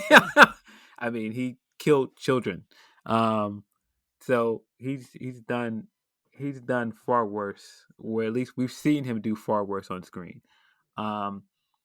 So I don't the First mind. Order blew up planets that had kids on them, though. So Yeah, I mean, exactly. But I'm just saying that I think the whole message has always been that anybody can be redeemed. Nobody is beyond a second chance. And so in that way, I don't mind it. But I just feel like Kylo's character for 2 movies has been that he always wanted to be his own man. That he always, and maybe the messaging is that he ran away and he felt like he had to do everything he did because he felt rejected by Luke, even though that wasn't the truth. Right. He was just afraid. But I feel like everything he's gone through for 3 movies to get to that point, yeah, I don't know if that's a satisfying conclusion to it. Yeah, I mean, that's up to interpretation. I think having Han come back and have that last moment with him is good, but I don't know if I feel like that should have been the way that they ended. I don't feel like the turn itself bothers me as much as some of the stuff we see with Kylo later. Yeah, yeah, I don't know. I'm with you. I don't know if this is satisfying for me or not. I guess in some weird way I'm still trying to wrap my head around what they did here and how the mechanics of the whole thing and how all the pieces kind of fit together. Maybe that's where I'm still at in my head with it. But it's sort of a redo of The Force Awakens when they have that scene on that bridge and he kills Han. But he stands there and he says, Han says, come home. He says, it's too late. She's gone. He says, your mother's gone. But what she stood for, what she fought for, that's not gone. And then Ben gives the line, I know what I have to do, but I don't know if I have the strength to do it. Han touches his face just as he did in The Force Awakens, and he says, you do. And then Adam Driver, because he's become freaking a god at this stuff, because he's a master of this dialogue, which at times can sound really odd, he nails it. When all he does is say, Dad. And dude, this look on his face, it without saying it, he said, I really screwed up, Dad. I mean, I really, really screwed up. And that's all he did was say Dad. And Han says, I know. Because Han's done that. He's done that before. I think he did it with Leia because she wanted to say something and all he did was say, I know. It's a callback to the first time Leia told him she loved him. Yes. Oh, very well done. Very well done. We can't forget about that. Yeah, it's just. I mean, if that's how we're going to end it for Han, I'm okay with that. I never need to see Han Solo as a Force ghost. It's not required, not necessary. I don't ever want to see it. But seeing him like this, I'm totally fine with it. Um, Ben tosses the saber into the water. He turns back, and Han is gone. And then it's like, well, next time we see this kid, he's going to be doing the right thing, right? The Emperor sends out this transmission that says the Princess of Alderaan has disrupted my plan, but her foolish act will be in vain. And Pride is there, and Pride's eyes are all kinds of wacky, dude, as if he's got like the dark side of the Force just going all the way through him. And he commands Pride to come to Exegol. Pride says, I served you in the old wars, and I will serve you now. And that had me going back in my memory banks. Have we seen him before in another movie that I'm not recalling? If we have, I'm not sure. Neither am I. I'm trying to think if he was in the original trilogy. I'm kind of embarrassed I don't know that. I would not be surprised if he was, but who would have survived on board the second Death Star? I mean, some of them got away, but well, maybe they didn't. Because the only ships we saw leaving the second Death Star was the Falcon and Luke's ship, because Luke was in a TIE fighter with Vader's body. So, God, man, it's messed up. But yeah, so he basically says, send a ship to a world they know, let it burn. The final order begins. She will come, her friends will follow. And so they fire on Kojimi and destroy the planet. Every ship in the new fleet has planet-killing weapons. Boy, isn't that convenient, Phil? How it took a whole base to do it to begin with. And now every ship in the new fleet has planet-killing. Is this just another plot device I'm smelling here, or what? Yeah, I feel like it's a way to make this new fleet seem even more threatening than anything else we've seen from the Empire. Yeah. Yeah, and buddy, it works too. So this is how. I mean, there's a lot of dialogue happening here, kids. So basically, what happens is Leia has made Poe the acting general. He's sitting beside her body at this point, and he says, "I got to tell you, I don't really know how to do this. I'm not ready." And Lando shows up and says, "Neither were we. Luke, Han, Leia, me, who's ever ready?" And he says, "How did you do it? Defeat an empire with almost nothing." He says, "We had each other. That's how we won," which is 100% true. They didn't have any great master plan. They just had each other, which is perfect. So Finn is with Dio. They meet up with Poe, and this great little moment with Poe and Finn, where he's like, "I tell you something. He said, I have to tell you something." Poe says, "I can't do this alone. I need you in command with me." Finn is like talking, and then stops and says, "Thank you. I appreciate that, General." And that's all they do, and they just move on. And I'm like, once again in the Rebel Alliance, man, they're just throwing around military rank like just very liberally. Suddenly you're a general, I guess. I don't know. Did we ever call him Captain? Was he Captain Dameron? Am I missing where he was captain at some point? What was his rank? He had a rank, then he was demoted. I thought can't remember what it was. Yeah, Last Jedi. But I can't remember his rank in Last Jedi. Yeah, I don't remember. Yeah, he's a freaking general now, man. So basically, Finn tells him that Dio has a ton of information about Exegol. That's where he was going with Ochi to bring a little girl he was supposed to take from Jakku, they wanted her alive. And Luke's planet from The Last Jedi, bet you didn't know the name of this place, was Ahch-To. Anachch, Octo, maybe? Octo? I had no idea what it was named either. I know it's in Scotland, not the planet, but where they filmed this. Beautiful country. She is burning, I guess, the TIE fighter that took her there. And she throws Luke's saber, but guess who catches it? And he says, a Jedi's weapon deserves more respect. And she says, Master Skywalker. And he's like, there's moments, Phil, when he talks now that I hear the Joker so often. Yeah. This scene Is felt this too very much. much? This scene felt very much like, let's correct this for people who hated the Luke stuff in the second movie. Oh, yeah. It is dead on. I mean, her throwing a lightsaber and him, basically saying to the audience, "That's no way to treat a lightsaber." It's like, it almost felt like I was expecting like the audience laugh to come out afterwards, like the sitcoms. Ah, it's like it just. I didn't like it, man. It felt very contrived. A laugh track. Yeah, I feel you. It's because in Last Jedi, she hands him the saber and he tosses it over his shoulder.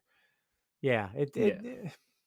And I mean, that's why I said earlier in this episode that if you hated Last Jedi, I think you would like this kind of stuff because you feel vindicated. Like they listened to you and they changed it for you. I don't like that.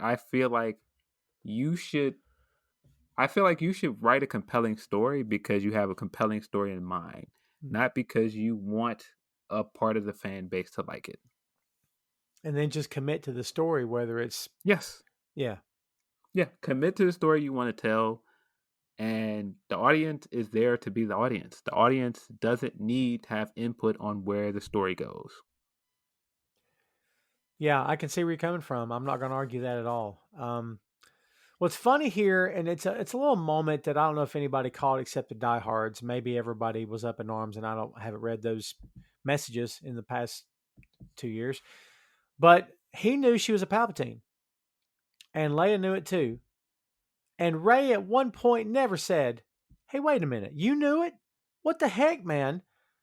Like Luke was irate that Yoda knew. Everybody knew that Vader was his dad, and nobody told him. And it's like now Luke's keeping secrets from her, and it's all very redundant, Well, I mean, yeah, you've got to do the callback, and Yeah. that's why I mean it's just too many callbacks in my opinion. Like some of the stuff is fine, but like going, okay, well, I knew, I of course I knew you were Palpatine because just like Vader, just like Yoda knew that Vader was my dad, and it makes sense for Luke's storyline because the message you're supposed to get is that Yoda learned his lesson. He learned a lesson that we feared what Anakin would become, and because of that, we eventually lost him. Right. And so I need to train you and guide you in the right direction so that you don't turn out like him. That's not really the same story that's at play here. You're just trying to superimpose that story on top of the story that you were already telling.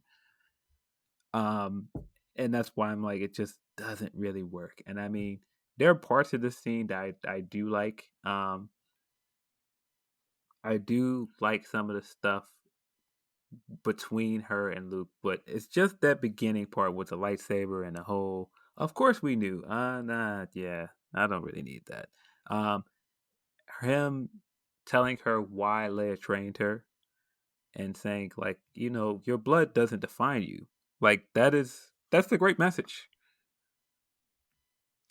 Yeah, it is. Yeah, it is because he's like she saw your spirit, that kind of thing. And he tells her if you don't face Palpatine, it will mean the end of the Jedi. Because basically, she's like, "I'm going to do what you did. I'm going to hide out here." And he's like, "I was wrong." And like you said, we got to redo the second movie. Yeah, and I feel like we get to the point where he realizes he was wrong at the end of the second movie. That's why he interferes. But it's just that you have to explicitly state it in this movie that he knew he was wrong. I feel like we gathered that already. Yeah, right. But it's to satisfy people that didn't like Last Jedi. Oh yeah, there's a lot of freaking retrofitting here to make everything. And is it safe to say this is an apology movie for the second one in many ways? Yes, it is. Wow. It very much is. There are parts of this movie where I feel like that's outright what they're doing. What's funny here is he gives her the aforementioned General Leia's lightsaber, And Luke basically tells you the story. It was last night of her training, and we see some CG of Carrie Fisher and Mark Hamill, which it wasn't great, but it wasn't terrible. I'm just saying it wasn't freaking. Oh, that looks just like her. A little bit maybe. Yeah. What did you think about this? I did like the scene of them training. I did enjoy the fact that Luke trained her and that's canon now. I did like the fact that he still had her lightsaber all this time, and doesn't he basically say that she left her lightsaber and she stopped being a Jedi because she got a vision at the end of it would lead to her son's death? Yes, and just laid her saber down. So the fact that it was during training tells me she never fully became a Jedi. So how is she a Jedi Master and teaches Rey if she never did it herself? It kind of felt like I think it's just a de facto thing because she was the last Jedi left to train her. Right. I get you. Yeah. But yeah, I enjoyed all of this stuff. I even like how her lightsaber looked with like the rose gold, and I thought it was cool. Now maybe it could have been the blade itself could have been a different color, but I liked how the lightsaber looked. Yeah, I'm okay with it. Hoping for a better, or not better, but a different color, but I'm all right with it. I didn't get too hung up on it. She basically tells Luke, she said, I can't go to Exegol. I don't have the Wayfinder. I destroyed Ren's ship. He says, you have everything you need, which was a line that Leia delivered in The Last Jedi. So she opens the wreck of the TIE fighter and finds the second Wayfinder.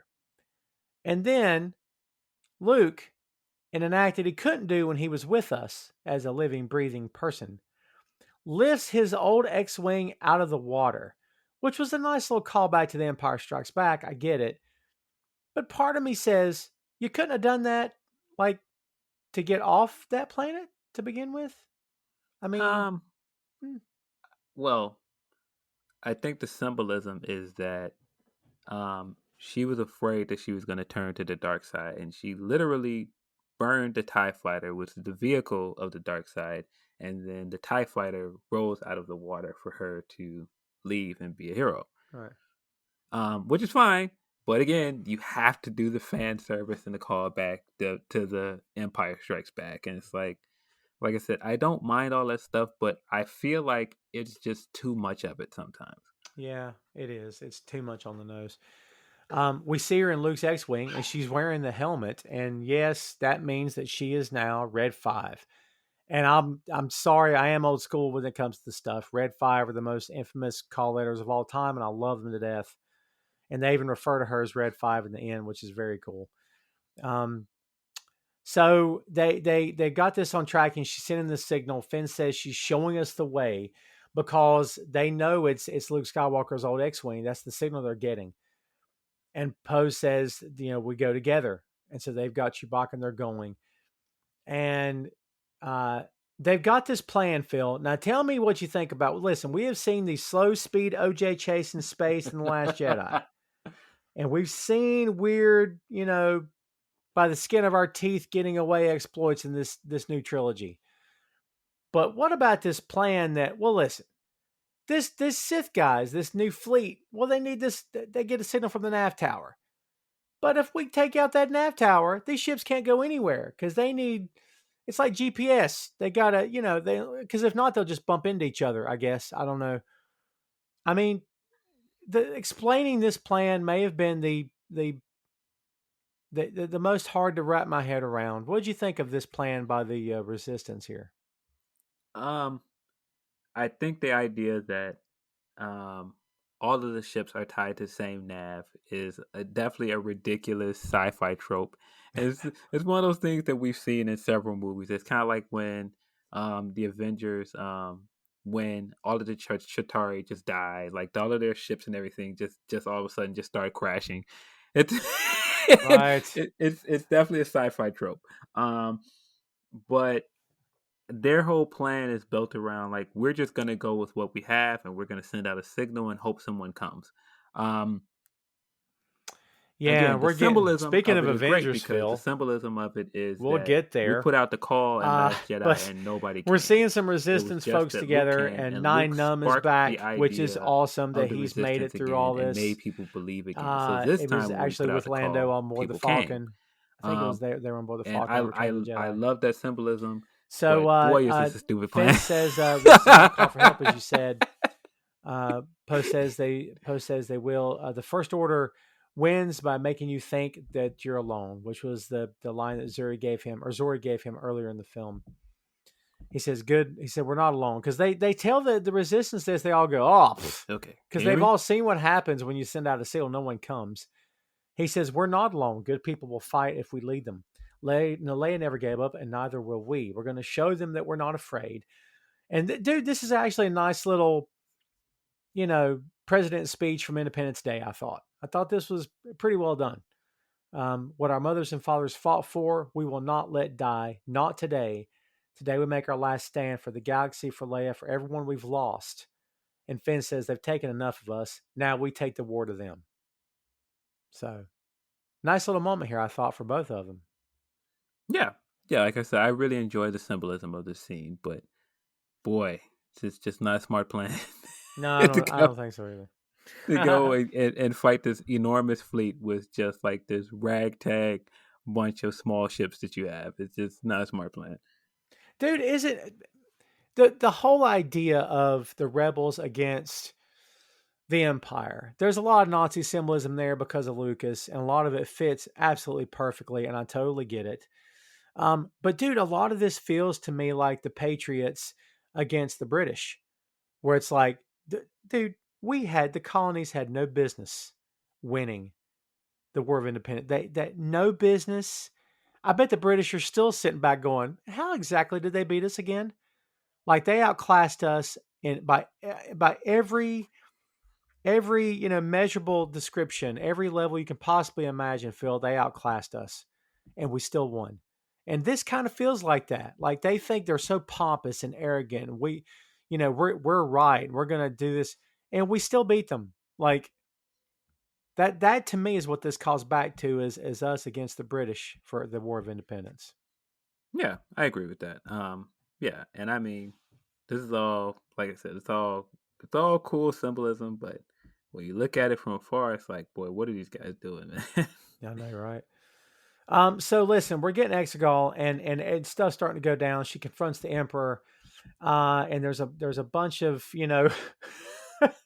there's a bunch of typical good strike me down and all that stuff because they've got it. The Emperor's whole thing, Phil, for like 30 some odd years or longer has been, if you just kill me, hey, you can have everything you want. Just kill me. Boom. It's like this guy's been trying to get dead for a long time, but not like, Han shooting him in the head wasn't going to be the way he wants to get dead. He wants to get dead by Jedi killing him so he can prove, see, I told you I'm right. Like that's the biggest ego talking I've ever heard, man. I still think my favorite Palpatine scene ever is it's him pretending he cannot beat Mace. And he's basically like letting him kill him. And he's like, Anakin, you gotta do something. I'm gonna die. Don't let him kill me. And he knows he can kill. I like every time I watch this scene, it's like you know that you can stand up and kill this guy, right? And he's just like, nope, I'm too weak. You gotta save me, Anakin. He's Don't like, let him kill me. He's like, I'm so old. Help me. I'm too old. I'm too weak. Yeah. I'm too weak, Anakin. He's got like the life alert bracelet on. He's hitting the button, And it's like the second he slices his hand off, he just jumps up immediately. Yeah. I knew you could do it. I feel great. Wait a minute. Weren't you still? No, I'm all right. No, I mean, I'm tired, but I'm fine. Yeah. That's ridiculous. He just, that's his whole shtick, man. He just wants to get dead just to prove his point. Because he tells her, long have I waited. It's great. It's how you begin a conversation. Long have I waited for my grandchild to come home. I never wanted you dead. Okay. I wanted you here, Empress Palpatine. You will take the throne. It is your birthright to rule here. It is in your blood, our blood. She says, I haven't come to lead the Sith. I have come to end them as a Jedi. And there again, as I said, Emperor wants somebody to kill him as always. Once she does, he will live in her. So will the Sith. They live in him now.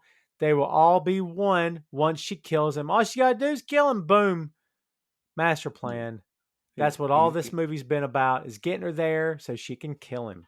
In front of like a literal studio audience of cloaked people. Yes. They're all like chanting and cheering and whatever they're doing, like the whole time. It's really weird, man. We never get told who they are, do we? No. Yeah. They're just random cloaked people in audience. Yeah, they're just kind of hanging out, which is weird. So the Resistance is doing their thing up top while Rey's doing her thing below, and Finn has an idea. Palpatine says the time has come. She says she won't hate. I'm not going to hate, not even you. And he says, because she's not going to kill him, and he says, weak like your parents. She said, my parents were strong. They saved me from you. He says, your master, Luke, was saved by his father. The only family you have here is me, which he's got a point. And he opens up the roof, and in the Return of the Jedi moment, he shows her, your fleet is lost. Your pitiful band on the moon Endor is lost. All is lost. You've lost. Everyone's lost. I guess what I'm saying here, it's over. You've lost. Everyone sucks, and you're the reason they're all gonna die. It's the same. It's the same dude, man. Like, he never changes his own narrative. You know, crazy. So they sent out the signal, but no one's coming. And it's like they don't have long. And he tells him, he says, your friends don't have long. No one is coming to help them. You're the one that led them here. Strike me down. Of course, take the throne, reign above the new empire, and the fleet will be yours. Only you have the power to save them. Refuse, and your new family dies. And that's when Kylo Ren shows up, and they both give each other a nod.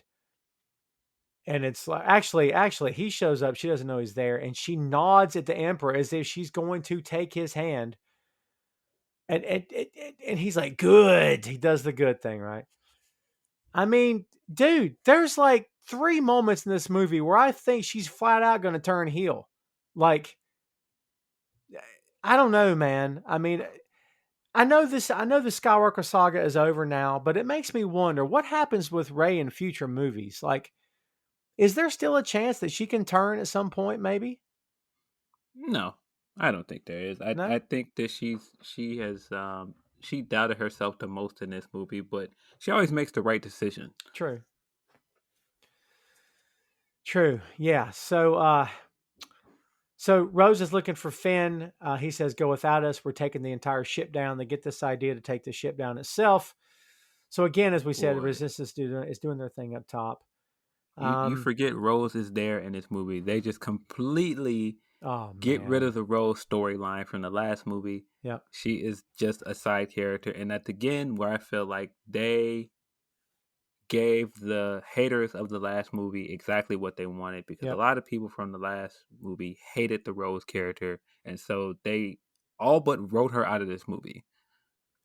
I mean, the answer is not to write her out. The answer is to write her better the first time. So maybe the first time, if she had been written a little bit better, like, I didn't think she was bad to begin with, but there's moments in Last Jedi where it felt like, I don't know about this girl.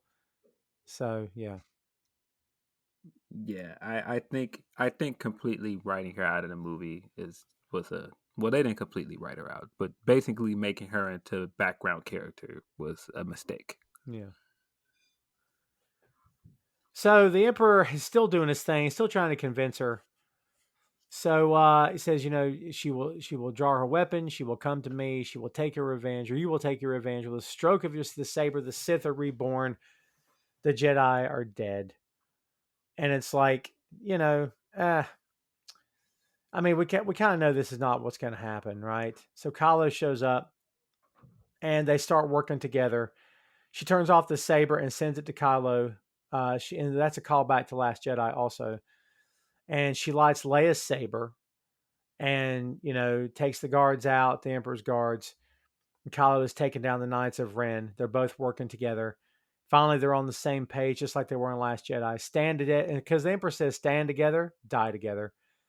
And then he starts drawing the life force out of her, and he tells her that it's her life force has been unseen for generations. The power of two restores the one, because his hands, which are all kinds of crusty and old and bony, are like coming back, and he's starting to get some color to his cheeks. Phil, his dead eyes are starting to light up a little bit. And suddenly his black outfit gets some red on the chest, as if his shirt changed color. He's got that nice shirt under it now. Yes. He's got some flair. Yes. So apparently she's got enough force to give him wardrobe change, which is okay. Yeah. I really liked how they handled Kylo's entrance into the fray. Yeah. Him coming in and taking out all the troopers with the blaster, essentially like Han would enter a scene. I mean, it was exactly almost frame for frame how he would enter a scene and shoot a bunch of guys down. And then when he gets the lightsaber, he does the Han shrug. Yes. Yeah, all of that stuff was great. I mean, even the way that she gave him the lightsaber was great. All of that stuff was good. Then you get the long monologue, and now all of a sudden Palpatine can use lightning to take down ships, which we've never seen him do before, but okay, I guess. Right. Wow. Big time. Yeah, I didn't see that coming at all. And it's crazy because there's that moment up above, and basically everything's just going to crap. The Resistance is big trouble. They're looking to Poe, and Poe basically turns everything off and says, "My friends, I'm sorry. I thought we had a shot. There are just too many of them." And dude, in that moment, Poe Dameron gave up, which is never anything we've ever seen him do. Ever. He's always trying to shoot his way out. And in that moment, Poe, as the leader, as the guy at the forefront of all this, who has seen the worst, realizes that we're done. It's done. Like he literally had nothing else. Have a product or a service that you want to get out into the world? Always wanted to try your hand at podcasting but don't know where to start? We've got you covered. Pod for Hire is a podcast production company that offers turnkey services to fit your needs. We produce your show from start to finish, allowing you the valuable time you require to focus on your established clients as well as prospective clients. We pride ourselves on delivering a top-notch product that will set your business apart from the rest and give your company the exposure it deserves. For more information, give us a call at 1-828-800-9880 or email us at info@podforhire.com. Pod for Hire. We take the work out of podcasting. And that's when you hear Lando's voice, but there are more of us, Poe. There are more of us. And you look up, and the sky is just peppered with ships from all over the galaxy. Dude, is this the cap on your left moment for this film? I don't know if it's as good as that, but it's Ah. supposed to be that moment. And like I said, I do enjoy the symbolism of it because what we're supposed to understand, I don't know if it's explained as well, but I felt that now that I've seen both movies close together, it's that now that, you know, the legend of Luke Skywalker exists again, and he came out of hiding, and he inspired people to resist again. And so now when you put out the call, it took them a minute to get there, but they came. Yes. It inspired Lando to come out of hiding. And that might not just be Luke. It might be Leia's death. It might be all of it. It might be just the culmination of everything up to that point. Right. And so I did think that was a great scene, but it's just like, you've got these enormous ships. You've got this massive fleet. They're already outgunned. Why do you need Palpatine to start shooting lightning into space now? I know, God. It's just so over the top. And dude, we have to mention Wedge is back. Wedge Antilles from the original trilogy. Maybe one of the only fighters, the rebels, that made it out besides the main cast of the original 3 films, is back. And he looks great. And for me, I love callbacks like that. I do. I have to admit, it was cool to see him back in an X-wing. Yeah, that was a great callback. Um, yeah, I thought all this stuff in this scene is great. It's just, yeah, boy, just feels like we did need to do some of the stuff we did to get there. Yeah, it's like she's already seen the worst, and now you gotta like make it even worse than that. There's a great moment between Pride and one of the other officers where he's like, I don't understand. He says they don't have a navy. Uh, he says, where do they get all this higher craft? They don't have a navy. He says, not a navy, sir. It's just people, which is like, how else can you explain it? I don't know. But Zori is there and Babu Frick is on board. He's yelling something. It's very hilarious and I love him. Yeah, and like you said, man, he starts sending the lightning up and it's all kinds of weird and yeah. So he blasts Kylo back and you think maybe Kylo's dead. And then that's when, around about this time she goes down. And this is when the voices start. So before we get into this voices deal, we're nearing the end for her in terms of this film in particular.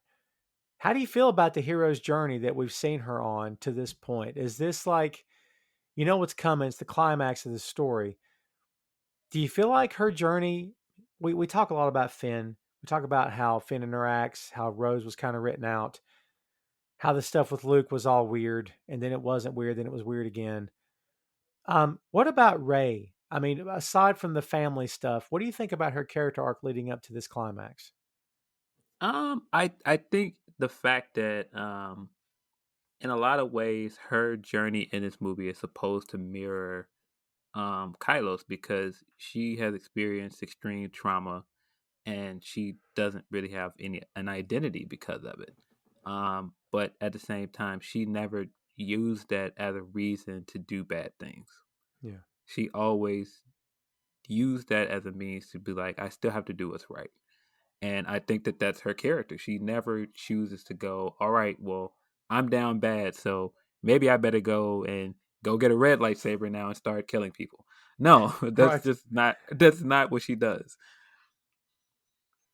Yeah, that's true. And I think I'm fairly happy with what they've done, how they've handled it here throughout this new trilogy. I honestly think I'm good with it. Um, I question the Emperor part. I don't think we needed any of that, but I'm good with the actual story itself with her personally.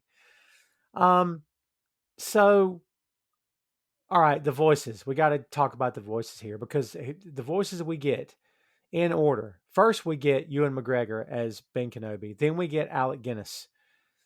And how they did this, because there was no character named Rey in the original trilogy, but supposedly there was a small piece of audio taken from Sir Alec Guinness's performance as the character from the 3 original trilogy films mixed in, creating a moment in where both Obi-Wans are heard saying the line, Rey, these are your first steps. So they pulled the sound Rey out of a recording of Guinness saying afraid. So they took the word Rey out of afraid. Oh, okay. Yeah, kind of cool, actually. I never knew that till I did research for this. So yeah, that's where him saying Rey and the Rise of Skywalker, Ewan McGregor is speaking most of Obi-Wan's lines, but with the second utterance of Rey, it comes from Sir Alec Guinness. Ahsoka Tano is the second voice. Kanan Jarrus from the Rebels animated series is the third. Luminar Unduli, who was a Jedi killed during Order 66. Qui-Gon Jinn, of course, we know is Liam Neeson. Alia Sakura, who was also killed during Order 66. Mace Windu, obviously. Let's see. Ala Galia, I think is how you pronounce it. That served on the Jedi High Council, was killed during the Clone Wars. That's all the voices that we get in this flashback. And of course, we can't forget about Anakin. Hayden Christensen is back as Anakin. I don't think we got David Prowse as Vader in any of this because obviously Vader is a Sith Lord. What do you think about all the Jedi, specifically these voice actors, coming back for this, I thought it was a really nice touch for her as a character. I thought it was a great touch. I thought, I think at some point I read that they were trying to film and use Force Ghosts, and they were going to actually use Hayden to come back as Anakin. I think that would have been a really cool visual. But I really liked the voices. I really liked like when I started recognizing the voices, I was like, and then when we finally get Anakin, it's like, yeah, that's the moment. Like it's everything that led up to this point. Like, even if you don't like the prequels, it's basically like the Jedi have figured out that they made a mistake. Yeah. And it's like we have to embrace somebody that, even if they have lineage that should scare us, like Palpatine's, they're like, no, we have to get behind her and guide her in the right direction. Mm-hmm. And that's what I took from this scene, that, somebody like Mace Windu, who was definitely afraid of what Anakin was going to become, and because of that, you could argue that he helped to turn him to the dark side by giving him a cold shoulder a lot. For him to come out and say, Rey, you need to stand up for us, and you're a Jedi. I thought that was a beautiful moment. Yeah, I agree with that. So the lines, kids, if you're blanking on this, so the first thing you hear, of course, has been, "These are your final steps, Rey. Rise and take them. Rey, rise." And then the second line is Anakin. "Rey, bring back the balance, Rey, as I did. The Force surrounds you, Rey. Let it lift you." Then we hear Ahsoka Tano, who just simply says Rey. Kanan Jarrus says Rey, "In the heart of a Jedi lies their strength." Luminara Unduli says, "The light, find the light, Rey." Qui-Gon Jinn says, "Every Jedi who ever lived lives in you. We stand behind you, Rey. Rise." And some of these lines are chopped up, kids. Alia Sakura says, "Let it guide you." Mace Windu says, "Feel the Force flowing through you, Rey." Adi Gallia says, "Rise, Rey." And then, of course, we can't forget Yoda.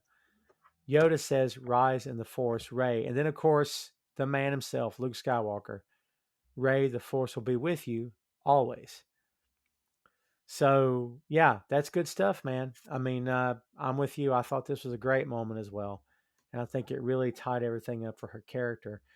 And so she gets up and she has both sabers. She has Luke and Leia's saber. Funny how things turn out, Phil, that the twins, Vader's, son and daughter, it's their sabers, which essentially has a piece of their soul, I would imagine, on some level. These are the weapons that takes down the ultimate evil in the universe. And I think it's absolutely fitting. And man, the Emperor's death scene maybe is the best death scene of anything in Star Wars, of a big bad that we've ever seen. It's much better than him getting thrown down down the cavernous Death Star in Return of the Jedi. Dude, it looked amazing. And I don't think Emperor's coming back from this one. No, he's completely and utterly destroyed. Yes. I thought they made sure to go, nope, there's no body left behind. He is just completely and utterly decimated. And it looks like she destroys the entire temple and all of the random cloaked guys. Yep. Just in all one random swoop. Dude, how important is it that she did this on her own without Kylo helping her?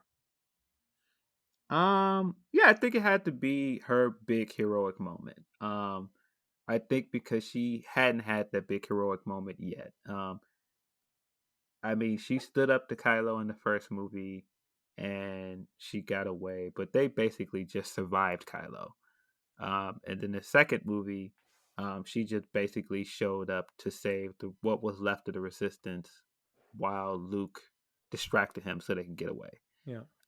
In this movie, it was basically her standing down all that was left of the Sith and destroying it. Yeah, and I didn't mention the fact that she says, before the voices speak to her, she says, "Be with me," which is what she was telling Leia. She can't get the voices in her head from the Jedis of the past. And so again, we're calling back to the beginning of this film, and it's come to fruition. Everything that she wanted has come to pass. She's finally, I would say that at this point, she's a master by the end of this. I don't know how you couldn't say it. This is her crane stance from Karate Kid. This very her well finally mastering it. Yes. Yes. The Emperor tried sweeping the leg. He tried it with the lightning, but it didn't work. Yeah. So she gets up, she does her thing, takes him down. I mean, what's cool is we see the First Order fleet collapsing. They're collapsing everywhere. We see Bespin in Cloud City. We haven't seen since Jedi, I don't think.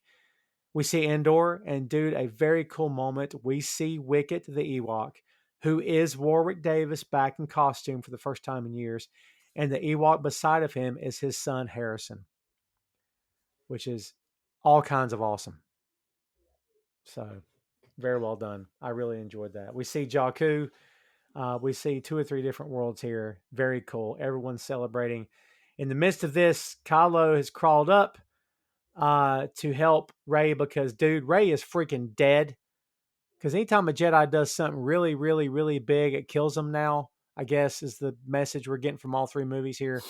I mean, I didn't know. But apparently that's how it rolls. What do you think about Kylo bringing her back from the dead, but it takes so much from him that it kills him? Is there a world in which Kylo survives this, or did this have to be the end for him? I feel like they established earlier in the movie when Rey was healing, she was taking a part of her life force to do it. So I feel like once he did that, I feel like as an audience, we kind of knew he was going to die. Yeah. I'm fine with that because him redeeming him is fine. But if you're telling me he's just going to go on and live a normal life after he murdered people, that's just not going to happen. Yeah. There's no way that he was going to walk away from this and not end up in a cell somewhere. So yeah, him dying was fine. Boy, I guess we have to talk about the kiss. Oh, do we have to? Yes, I guess. I don't know. I mean, it's a callback to Luke and Leia, right? To Leia and Han. It's I don't know, maybe. Ugh. I don't like the kiss. I just feel like it's very tacked on. Yeah. And I feel like, again, this is trying to appease online fans. I think their connection from the first movie on and them getting together and beating Palpatine is fine. Redeeming him is fine. The turn, whether I agree with turning him in that way or not, that's neither here nor there. I think the turn was handled as best as it could be handled with Han, but this kiss was the only thing about it that I just did not like. I mean, I kind of think that the same thing could have been accomplished if he had just touched the side of her face the way Han did with him. Yeah, I think if you leave it open-ended, yeah, and he gets close enough and then he dies, fine. But to just go and do this very awkward kiss, and then he just dies, and then she just kind of looks around, and we get no kind of reference to it ever again. It just is a thing that happens. It's very weird. Yeah, it's just, I don't know if I felt a relationship brewing between these two. I just don't know if I felt that at all. No, I think that they had a connection. I think that they had a connection in the sense that she saved him from the dark side, and she helped to get him to turn and see the light again. Mm-hmm. But I don't know that needed to be a romantic connection. Yeah, I agree with that. It did feel very out of order and very out of place, and like you said, very forced. I just don't. I was hoping to avoid it, but no, I get it. All right, so a couple of things here. One, Kylo disappears. So we are to believe that the guy that did all kinds of bad is now going to be a Force ghost. Vader, on the other hand, who was guilty of some heinous stuff as well, did not, because Luke burned Vader's body on Endor. Yeah, but I mean, he's still got a Force ghost. Exactly. That's my point. So why didn't Anakin disappear when he died? But yet Kylo did disappear. Maybe because that didn't exactly become canon, that's where the Jedis go. Right. Yeah. I don't know. Yeah. That's the answer. And it's the easiest answer. But in my head, I'm like, why can't we just stick to stuff that we said? So yeah, that's my only guess. we completely skipped past this part where um they crashed into one of the ships, the Resistance, and Finn and the rest of the defectors, as I'll call them, are riding across this ship on those horses and Oh God, I forgot taking about down that. taking down the stormtroopers. Um, I think that this is a great way, in some ways, to cap off Finn's story of leaving the stormtroopers and then coming back with all the rest of these defectors that Yeah. left and being a part of Resistance. I do think that's a great touch. It doesn't excuse them not doing more with that character, um, but I do think that that was a nice touch. Yeah, I agree with that. It was weird, but I agree with that. Um, so as we said, Ben, and we're going to call him Ben now because hey, Ben's back, and they're like it's obvious that he's going to die from this. Well, maybe not obvious, but he kisses her, and the kiss happens, and it is what it is. And dude, he smiles at her for the first time. We've never seen this character smile as a real person in all three films. And she calls him Ben, and he's crying, and it's like a very touching moment. But then the kiss happens, and it blows it, and then he smiles, and then he's gone, and I'm like, okay, so we've moved past that. Um, dude, this has got to be it for the First Order. I know the Star Wars universe is not done. As long as there's fans who want to watch and money to throw around, they're going to continue to make this stuff. You don't have to fan cast a new film for me. But how in the world do you follow up the NWO at its power, at its height, at its zenith? So how do you follow up the Empire? How do you follow up the First Order? I mean, when are the big bads of this galaxy going to learn? Listen, this ragtag bunch of ne'er-do-wells with shady backgrounds and basically no weapons to speak of any kind have defeated two intergalactic imperial empires. Two. Dude, how is a third one going to happen in this universe at this point? How much sense does it even make now? I don't, I don't think you can go into a big galactic threat like that again. I think the next movie, if you're gonna go back, I think it's got to be a more intimate villain, and I felt like that's what they were going for here towards the end, but then they just went right back to giant fleets and Palpatine. Yeah. I mean, there's always going to be villains in every type of movie you can imagine, but at some point, I don't know. This was the biggest fleet we've ever seen assembled on any Star Wars film, period, bar none. We've seen dreadnoughts taken down by X-Wing fighters, for freak's sake. What? I mean, it's, we've seen everything the Empire can possibly do and the First Order, and nothing has won. So when everyone's celebrating, Zori has come back, still not going to take that helmet off. And it's funny because Poe makes eyes at her and she like shakes her head, which is kind of cute. I kind of am here for that. I want to see their story continue to play out at some point. Maz gives Chewie something, and we have to deduce this because no one tells us, which is kind of surprising. No one told us. Told us a lot of other stuff during the course of this movie. This is Han's medal from Episode 4, his Medal of Bravery. So finally, yeah. Chewbacca got a freaking medal, dude. You recall he didn't get one in Episode 4. Yeah.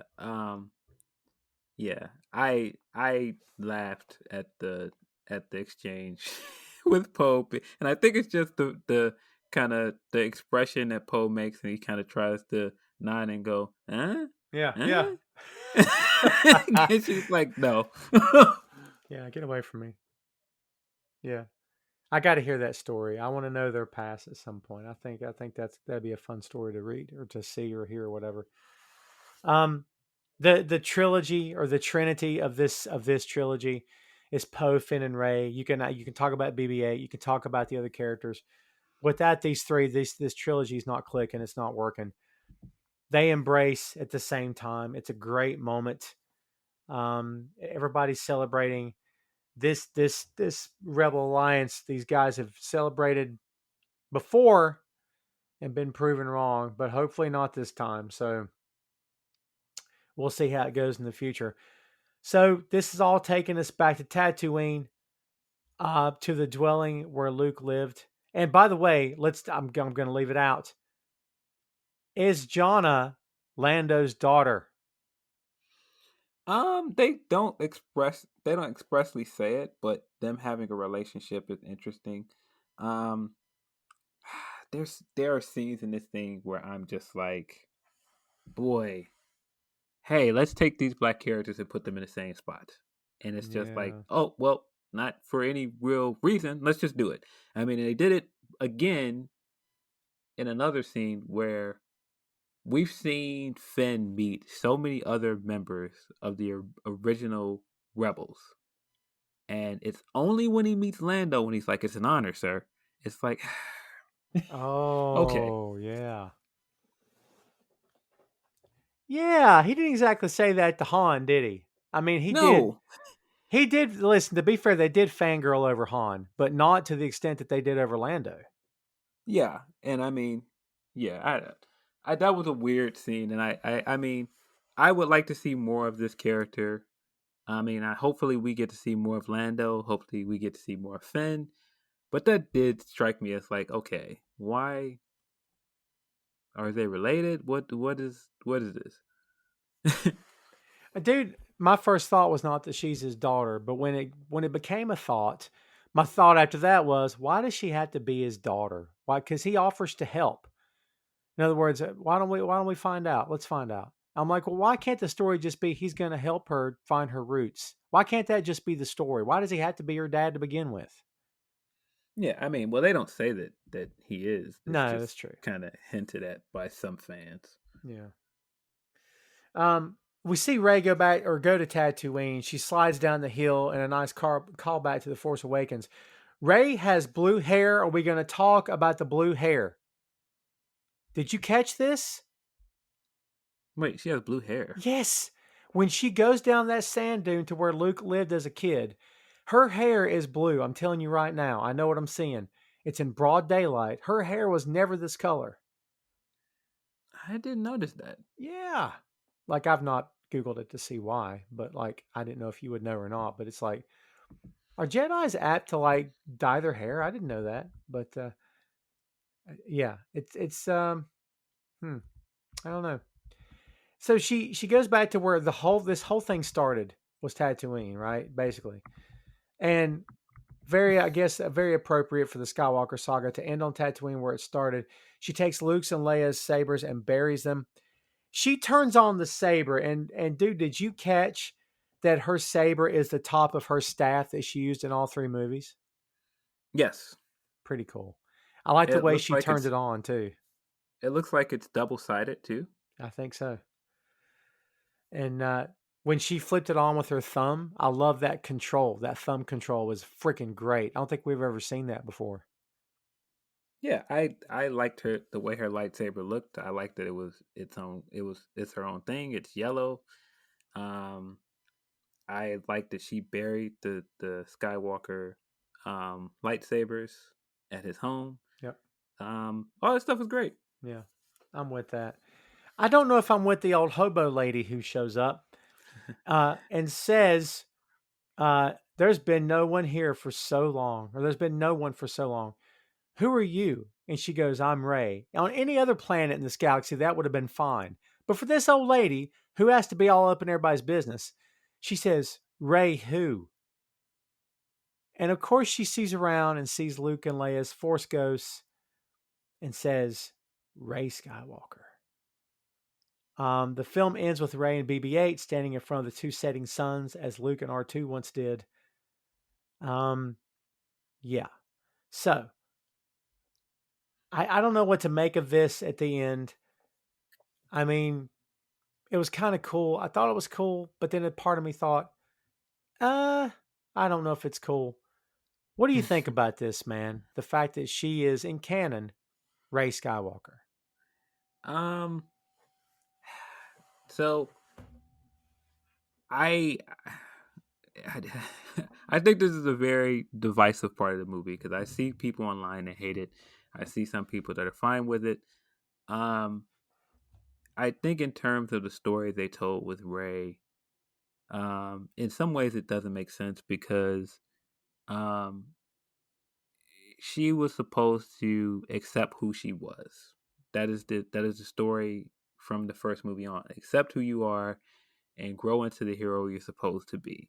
Mm-hmm. And the message we got from this is very conflicting because it's basically like, nope, I'm not a Palpatine. Even though I've gone through all this and learned I'm a Palpatine, I'm not a Palpatine. I'm a Skywalker. Right. And it's like, okay. But in the other sense, I understand that the symbolism is that she didn't have any family and she didn't have any friends before she went on this journey. But both Luke and Leia, and by extension Han, all accepted her, and so she considers them family. And so it's kind of like, this is my family. I'm taking on the family name. Yeah, it's all this soul searching to find out who she is and stuff, like you said, and then she just ends up being a Skywalker anyway. I mean, I don't know, dude. Was that? I don't want to use the word poke. Was that sort of a, I don't know, maybe a subtle jab at people who online said this should have just been Luke's kid? What about that? Maybe, I don't know. It could have been, but I don't know. I feel like it would have made more sense to just make her a Skywalker from the beginning if they were just going to do that. I feel like that was kind of a contrived way to get to that. Mm-hmm. But I mean, it's up for interpretation. There are good takeaways from both. Yeah. No. Yeah, we the kids, we've come to the end. In case you haven't figured this out, Rey is a Skywalker now, and I have nothing for you in terms of what in the world happens after this, which is, yes, Episode 9 of the Skywalker saga, and this is it. So I don't know where they go next. We know the Mandalorian has happened. We know that show's coming back, I believe. The Boba Fett spinoff is happening. The animated series are still happening. There's been a couple of different Star Wars movies, I think, Phil, that were put on hold due to the pandemic. I'm not sure where those are going at this point. There's still some stuff in the works. This universe is living and breathing thing. I just don't know where you go with Rey after this. I mean, I assume she's still the principal character. She's still the main protagonist, but I don't know. I don't know, man. Like all the old favorites are gone with the exception of Chewie and the droids. They're the last ones. They're the three that remain. Not that you need the old cast. I mean, you've kind of made the statement that we're moving on, and I understand you got to move on. People get old and die. That's what happens. But I would love to know where they're going to go next. Is there any inclination of what happens after Episode 9, or is the main cinematic universe part of this Star Wars things being kept under wraps, and we don't know yet what's going to happen? I have to assume they're gonna go with new characters. If I had to guess, I think that that's what they should do. I think that they should now get out of this. Now that we're out of the Skywalker saga, I think we should not revisit any of that stuff. We've pretty much milked it for all it's worth. Yeah. I don't think there's anything you can do now. I mean, we've got 9 movies out of these characters. You don't need to go back. I hope that they somehow mend the relationship with John Boyega and bring him back for something. I think he would be perfect for a Disney Plus show if they wanted to do something with him. Oh man, yeah. I think out of anybody from this trilogy that's ripe for his own show, I think it's him. Yeah. Just call it Finn. Yeah. Yeah. I think that there's plenty they could do with that character. And I think they absolutely dropped the ball here. But if there's still interest in the character, which it seems like there is, they could always go back to him. Very true, and I'm with you. I hope he takes him up on it. I hope an offer is made, and I hope he seriously takes it and considers it and takes it, because I think there's a lot of great stuff from this character we have not seen yet. We've seen some pretty interesting stuff, but not enough to make us all happy. So I have to say that just watching it from afar And I don't know if you saw the clips when he first came on for the movie and just how excited he was to be a part of the Yes. franchise, and stuff like the premiere in London and him out there with his friends dancing and being excited and celebrating, and then getting to the GQ article and seeing how angry and hurt he was. It was heartbreaking. Yeah. And I just don't want that to be the end of his time with the franchise. Neither do I, because like I said, I think there's still a lot more great things to be said for this guy, for this character, for sure. Kids, we've reached the end of the film. This has been quite the journey. Long episode, but you know what? It's worth it because we've got the second trilogy hammered down. And maybe one day, if Phil talks me into it, we'll approach the prequels. He's not tried yet because he knows my feelings. But you know what? You're making me soften my view on the prequels. So maybe I will give them a shot again. Maybe we'll go there at some point. In the meantime, Phil, help take us home here, my friend, and give me your last word on the Rise of Skywalker. Rise of Skywalker is definitely a conclusion. Whether you think it's a good conclusion or not, it's subjective. I think there's a lot to like about this movie, but I still hold pretty firmly that it's the weakest of the sequel trilogy. Yeah, I concur with that statement. I still believe The Force Awakens is a fine film and stands up pretty well. Personal feelings aside about the Han thing. Last Jedi, for the hokey moments it had Luke facing down the First Order in the end, which was freaking brilliant. There's a lot of good moments in that movie that I don't think that movie gets enough credit. I do think this is the weakest of the three. Did I hate it when I watched it? No, of course not. It's Star Wars. I've got enough to pull from it to make myself happy. Sitting back from a distance, looking at the grand scheme of things in context of the other 6 movies, or the other 8 movies, I should say, am I happy with it? No, not really. But, at the end of the day, folks, as Phil said, it's subjective, as is almost everything we discuss here on the 6M. That's why differing opinions doesn't actually equal right or wrong. It just equals differing opinions. That's what differing opinions are, and that's it. So anyone else that wants to argue or bicker or tell me I'm wrong or love me and say I'm right, either way it goes, you have your viewpoints. I have mine and Phil has his. And guess what, kids? We can all still get along, can't we? Good Lord. Hey, I before the sequel trilogy, I was not able to go see Star Wars movies in a theater, and getting the viewing experience of going to see Star Wars movies in theaters was fun. Whether I agreed, I liked all of it, probably not, but it was a fun ride. And you know what? That's a great viewpoint. That's like saying, the circus sucks. Yeah, but the circus came to town every year, and this was the first year you could go see it. Well, it's going to mean something to you, no matter how many years it came before, and it was better before. But you don't know that because you didn't know. So, there's nothing like seeing something live right there in front of you. It's the experience of it. The movie-going experience is still a real thing. I mean, I totally see where you're coming from. The environment, the crawl, the music, especially if it's surround sound, it's IMAX. I mean, it's a much different thing to look at. Yeah, and it usually came out December, so it's usually around Christmas and being around like friends and maybe loved ones that you go with. It's a good experience. Absolutely. See, kids, people can't agree after all. I have to soapbox here at the end because the Star Wars fan base can be,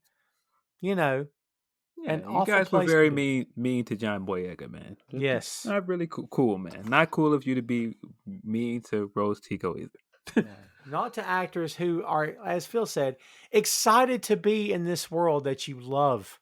They're excited to, play with the toys. And when someone's excited to play with the toys in a space that you love to play the toys also, let them have fun. What's it hurting you? Geez, give them a chance.